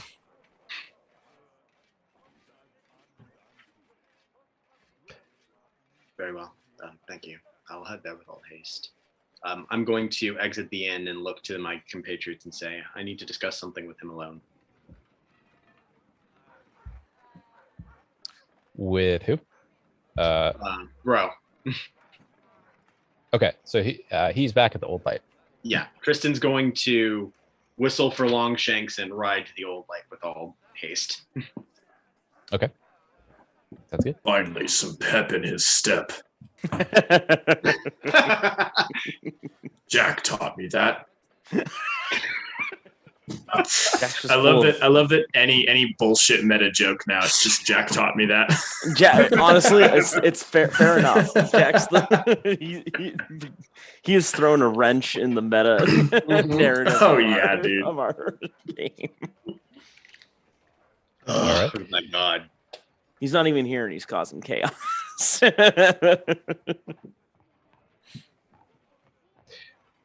Making your way to the old light, you find Bordick Quink. Yeah. Yeah. My man. That guy makes a hell of a whole guilty, I tell you what. Oh, that's right. Oh, he's the. I forgot that he was the one who made the whole That's kill. where it started. Sorry, Yeah. that's right. We were talking about that earlier. I forgot about it. We'll dismount and go up to Borden and be like, Borden, Mr. Quink, bro. Oh, it is you. I remember you. You are one of the Sandpoint 6. That's what they call them now. Yes, the Sandpoint 6. Yes. I believe you knew Raptor better than you knew me, but yes, I'm Tristan Bayard. Yes. How is Raptor? I haven't heard from him in some time. That's the first thing I was coming to tell you. Oh, what is it? He He has a huge grin on his face with the news. Dude, he's With the- really sounding like every rat that Raptor ever talked to right now, too. Really channeling that Raptor energy. I love Yeah. it. Heads or tails, Marshall? Heads.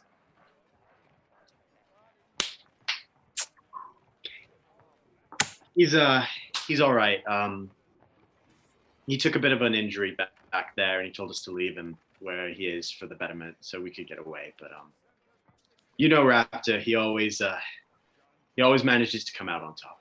Last I heard, Robin pulled him out of a sticky situation. We're not sure of his status, but he's a fae. He's a tricky little bastard. That one, Roll deception with advantage since you're telling half truths. Like there was a little bit of truth in there, so I'll give you advantage. Yeah. Okay. It's a 17 plus 15 is a 32. Oh, it's Not so good great. enough. Not good enough. No, Me and Bro are tight. He knows. No, he's going for it. Oh, Sure, it's so like- good. It's so good to hear that Raptor's doing well. Then, little bit of a scraper of the knee, but he'll be right as rain, I'm sure. There we think. Hopefully he avoids the stone giants, but he's clever that one. Again, it would have been like tell a comforting lie before the eve of a battle, or absolutely break this old man's heart. I was like, I can't decide which one to do. But I guess we're doing this one. But bro, he told me that you were, I'm led to understand that you're a historian and that you know things. There were a few things that have come to my attention since I last saw you, and I sought to inquire for you in a personal matter. What sort of personal matter?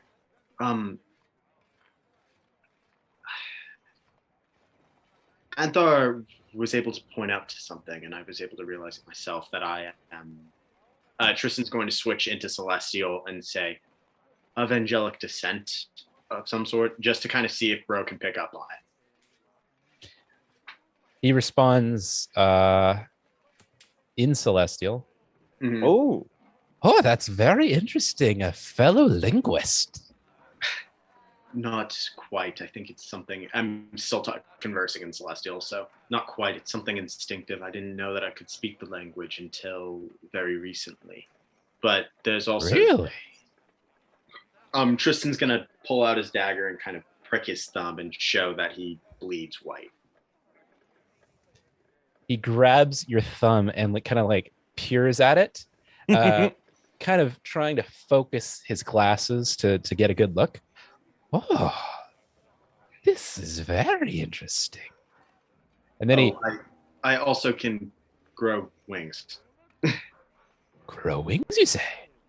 I mean, I can't summon them often, but Step down a little bit. I'm not quite as tall as you are, lad. And he grabs you by the shoulder and kind of like lowers you down a little bit so he can kind of go look at you eye to eye. And he kind of does that thing with his glasses where he still can't quite focus in just right. You have no pupils in your eyes. I'd never noticed that before. And you say that you grow wings. Very interesting. Anything else? Maybe not so much with that. That's all as far as I've understood. I mean, I was just wondering if you might know anything about that. But I understand that you have historical records here. Extensive historical records, if rumors are to be believed. I have a fine collection indeed. Then you would know something about genealogy and the heritage of nobility, correct?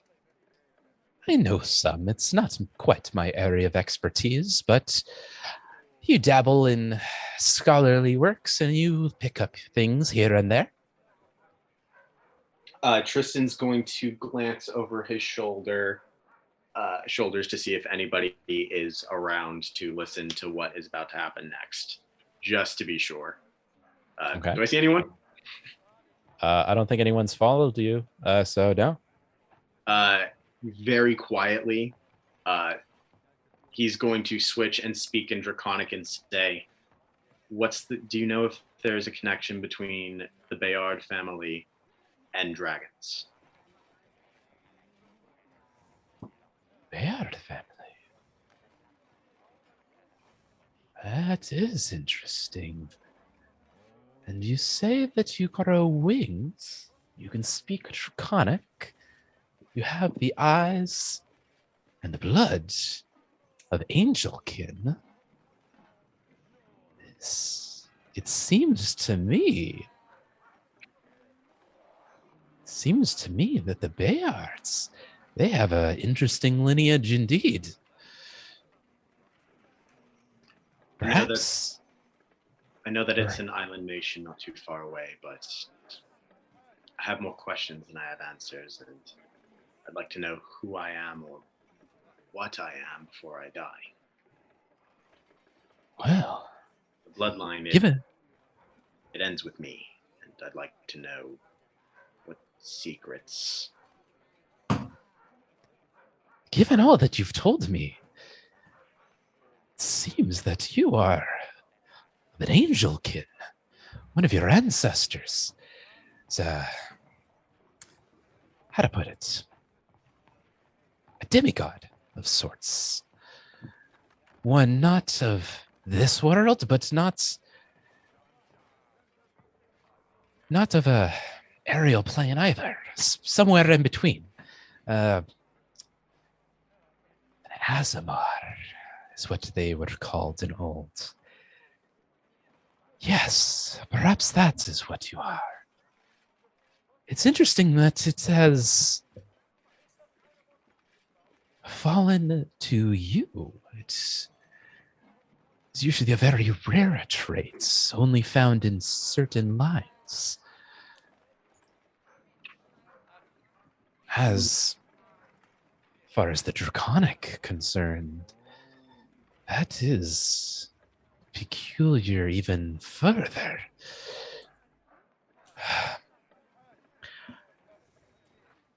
It seems clear to me, though, at the very least, that you had a kinsman of old, perhaps a grandfather or a great-grandfather or even farther back that had relations with an angelkin. Hmm. As far as I'm aware, Tristan will gesture to his eyes. My father had the same eyes, and his father and his. It seemed to just be something in our family. It wasn't really explained, and And did it only show in the male members of your family? I wouldn't know. My mother died when I was before I could open my eyes, and the records of I don't know my family. I wouldn't know. There hasn't been a female Bayard born in a couple of generations. Very interesting. There is no doubt in my mind. You are Asmar. And what does that mean for me? It means that you are something akin to a human, but of more celestial nature. You are not bound by the normal sways of time as I am. And Saying that I will live forever. perhaps not forever, but you will be as old as I and look perhaps in your 30s. And That was a pretty good deal. Oh yeah, Asmar lived for it's upwards of it's like 250, 300 to 500 years. Damn. Yeah. Love it. it You know, is Tristan. Yeah, elves live elves live thousands of Oh, he'll years? make Am I wrong? Anthar will at least make it to 700. it is a gift of sorts.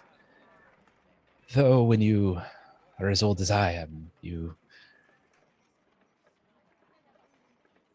realize age is not always as desirable as it might seem. You will grow wise, you will grow old, but not look it. But you also lose many of your friends and those that you hold dear. I may not look it, but I'm over 100 years old. And I've had to say goodbye to many of my friends and loved ones over the years. It's a lonely My life. one solace is with so many years you gain a modicum of wisdom and a modicum of knowledge and even perhaps wisdom. You can share that with those that seek it. Perhaps. This may not be the news that you wish to hear, but it is the truth as I see it. Better to know what I am at the end than never to know it all. Can you speak up a little bit? Oh. It's not quite coming through. Better to know what I am at the end, I suppose, than not at all. Knowing oneself is one of life's greatest challenges. And even at one's end, it's not always known. I suppose. But I think.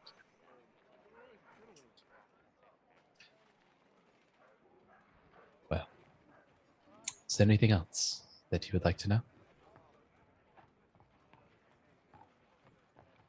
Can you make an educated guess as to why I can instinctively speak Draconic? I've been able to speak the tongue since I was a boy, but all of my tutors, the only thing they could tell me was the language itself. My father towards the end of his life, went off seeking fairy tales. Nothing that we knew.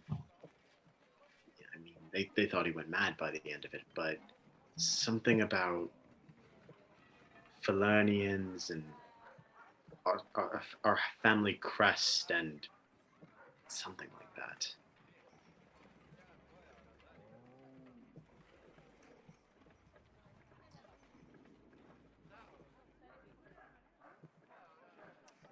It is possible that he had the very same questions that you seem to have and decided to journey forward seeking answers. I'm afraid even I don't have the answers to these questions. Well, I thank you nonetheless. I'll leave you to whatever you're trying to find out about the tower. Clearly, that is a little more suited to someone with your wisdom and experience than mine. Well, thank you for acknowledging my wisdom. He kind of perks back up now that he's less solemn.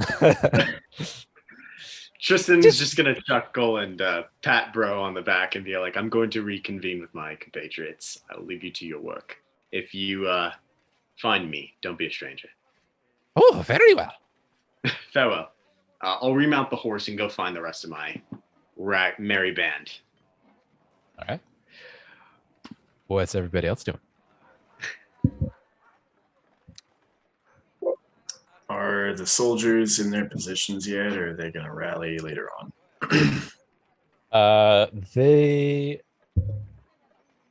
they're at about they're kind of positioning themselves near the wait, where are you guys? No, they're at their spots. Yeah. Cool. Yeah, is just giving them some battle rally speeches. Go right ahead.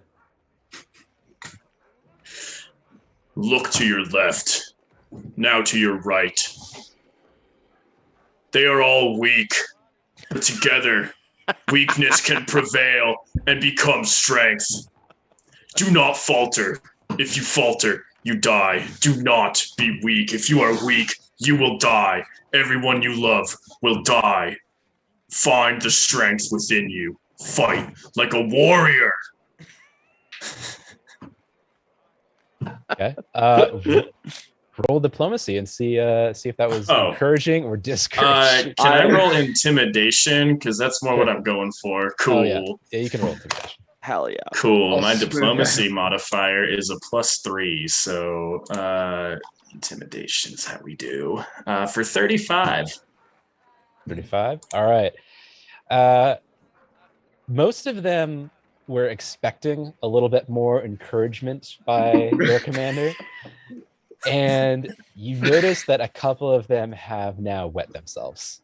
A couple of the more inexperienced individuals, while some of the more experienced soldiers kind of stab their halberds into the ground and kind of begin to kind of make a kind of a booming amongst them. And the booming kind of collects. And even the ones that seem a little bit more concerned at that speech join in, and you kind of hear a big, I don't know if you guys can hear that, but yeah. Tristan's gonna ride in and just see everybody and let's give Anthar and Roland a quick go at what they're doing though. Yeah. All right, Anthar, Roland, what are you guys doing? What are we doing, Roland? That's a great question. I'm trying to think. Anthar's trying to find like the best sniping spot. Like the dopest of sniping spots. the dankest of sniping nests. Exactly. I think he's gonna be on this on the whatever this is. Is that the chapel or whatever? Oh yeah, I think it is. Let's see. Where is your token? That big ass gray building right center Positive. town. Oh yeah, that is the cathedral. Yeah. Perfect. Yeah, that's where Anthar's at. Hmm. Okay, so it's about you're looking at about 330 feet to the bridge Yeah. where you are. Okay. It's prime sniping right there. Oh yeah. And I only have to roll take it. one what do you call it? Penalty. Oh, nice. Hell yeah. All right. And then Roland, what are you doing? Well, I'm thinking we got to find a way. We are planning on destroying the bridges, right? Yes. What's going to be the best way to destroy them? I figured just have some dumbass laborers take care of it and have that Oh, not be our problem. One thing I'm gonna redcon in, just so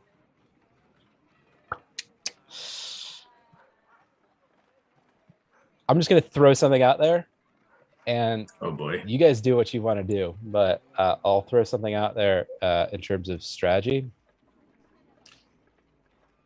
If you're expecting reinforcements from It's not Magnemar, happening.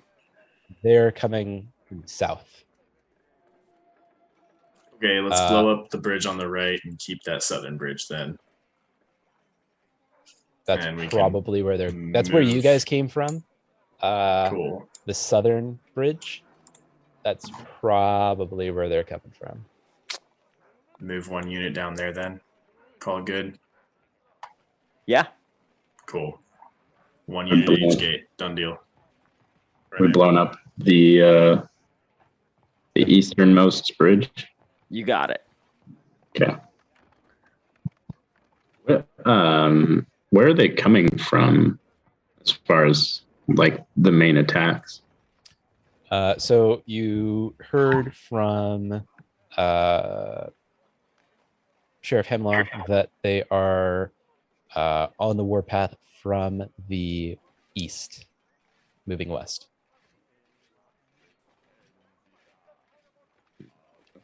As far as their specific approach, where they're going to attack, you're not sure. Yeah, sounds fair. So, yeah, okay. So everyone go ahead and place your tokens where you, well, so right now it is kind of late in the evening. Are you just going to stand watch all night, or what are you going to do? Greg's going to his post but taking a sleep while some lackey pulls guard duty.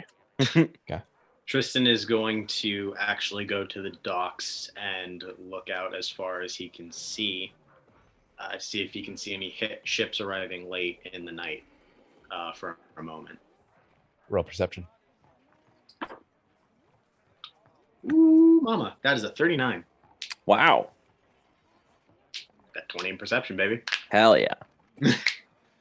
Looking at the horizon, as the sun sets, you can see nothing but the sunset as it dips over. Once the darkness has settled and you look for lights coming towards you, you see nothing but darkness. Tristan will just sigh, shake his head, and then go to retire at his old house, at the old house where the original Sandpoint 6 dwelled, and just quietly take a moment to look over all of the old things and remember all of the old friends he lost before just crashing. Mhm. So he's fresh in the morning. Yo, Anthar, gonna kind of do some thinking. So, Ooh, Okay. No, that's too scummy. Nah. It's not. Antar, the last time he realized that they were facing the giants, realizes that they are, or at least are in control of, the commanders, are magic users. And everyone that we faced, as far as like command, like Lucrezia, Beryl, Snake Lady, forget her name. Sadashi. Zanasha. And then the Glassworks guy or lady was also a magic user. He's gonna like kind of, I guess, like, I don't know.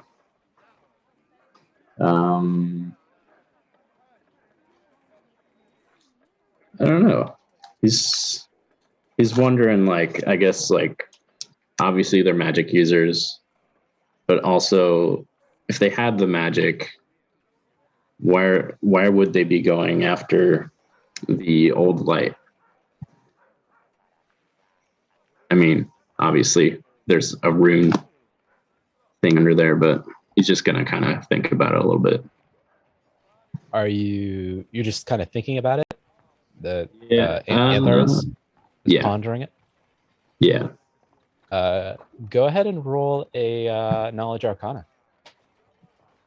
Ooh, I just upgraded my arcana. Hell yeah. Oh, really? Yeah. From an item I just bought. Nice. Where'd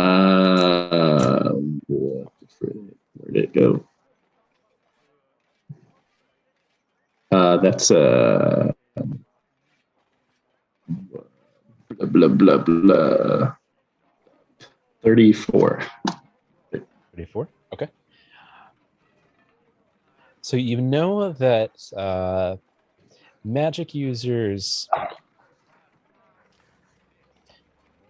tend to be a little bit more powerful than their non-magic counterparts, especially in kind of occultish groups, ones that lead or follow rather a powerful magic user themselves. You also know that specifically in Stone Giant Society, magic users have a very high level of esteem in their culture, commonly becoming chieftains and powerful individuals in their clans. And the most powerful of the stone giants often becoming high chiefs, subject to no one, and but perhaps an even more powerful user with other chieftains under them.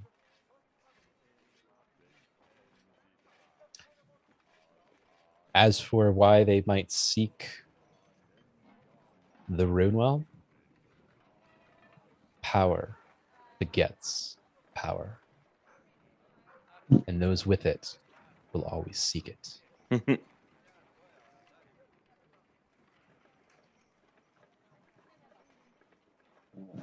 With that, so does everyone have their tokens where they want them? If not, you should move them. All right, I'm gonna move. I liked the idea of what you had, where you were at, Anthar, but I'll take the other side. Where is Urag going? Because from the sounds of it, he and Tristan are basically going where, yeah, I got to move to the north gate.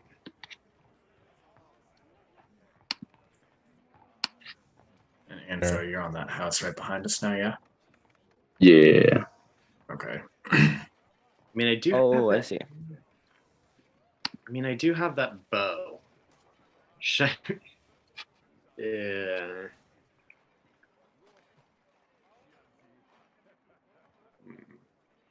Nah, I'm probably better off in the front lines. So just a reminder, this map, each tile is 30 feet. 30, that's right. So you guys are very much splitting yourselves up. Mhm.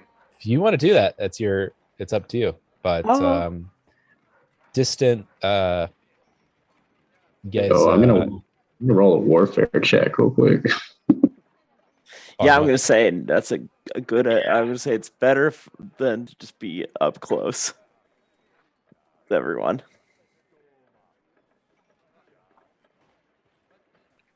So is everyone I at think the that- north gate? Yeah, we're all at the north gate now. Oh, okay. Yeah, because that eastern gate's not gonna last. It's gonna blow up, right? Right. Right. Yep. And then that squad should go south. Mm-hmm.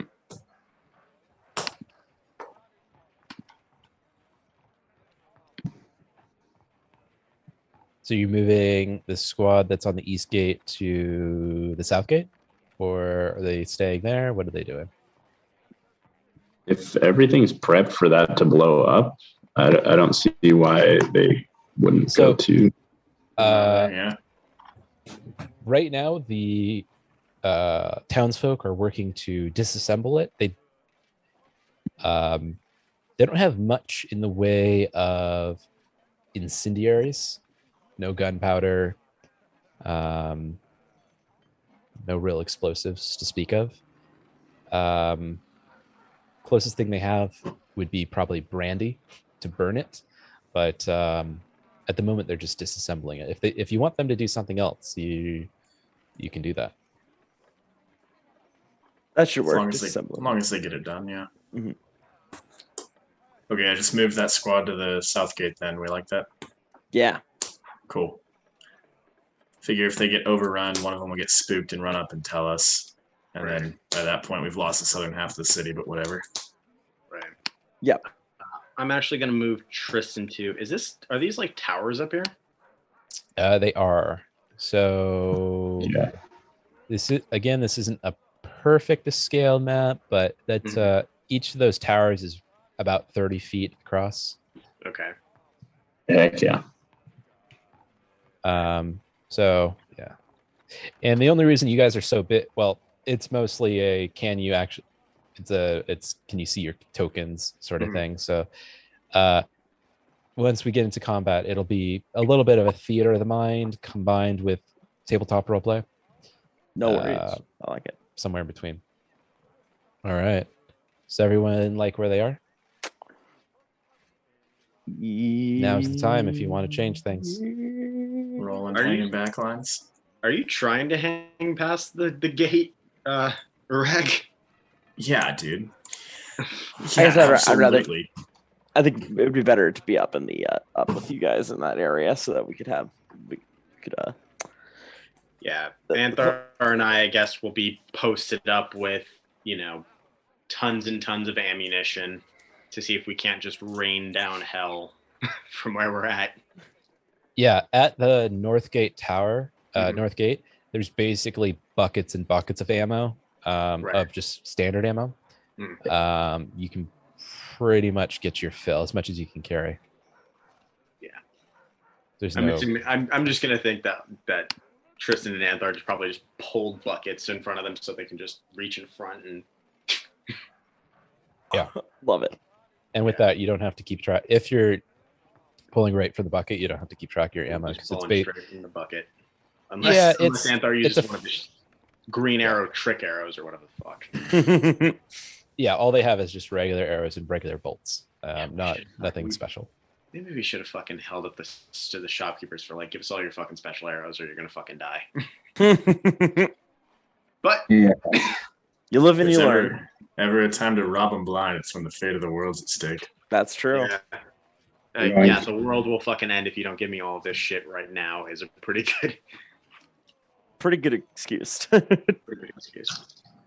All right. Um, Everyone satisfied where they are? Yep. I was gonna talk to Tristan real quick and be like, "Hey, I haven't heard you yell in a while."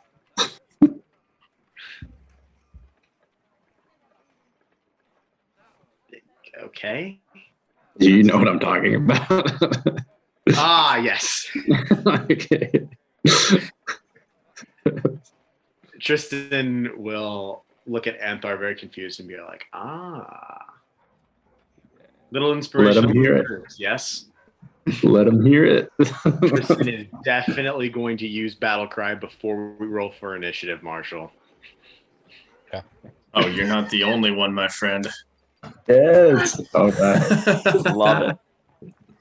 Fucking dude, let's go. Oh, and I have group coercion. Oh boy. Oh, All yeah. right. Group coercion or Okay, so coercion's different than demoralize. How? Coercion's for like chatting in a civil setting. demoralize and observe foes a free action. You legendary intimidation. You can use the reaction to re-demoralize your foe when you see it on attack roll. Okay. Hold on. Okay. Is everyone good? Mm-hmm. All right. Oh no, but my terrified retreat works. Yeah. Right, that works. Cool. All right. So as you make ready and position yourself where you think it most strategic, you can hear at the very edge of the horizon. It is the wee hours of the morning, and you can see the moving light of massive torches coming in from the north, from the east, all descending upon Sandpoint.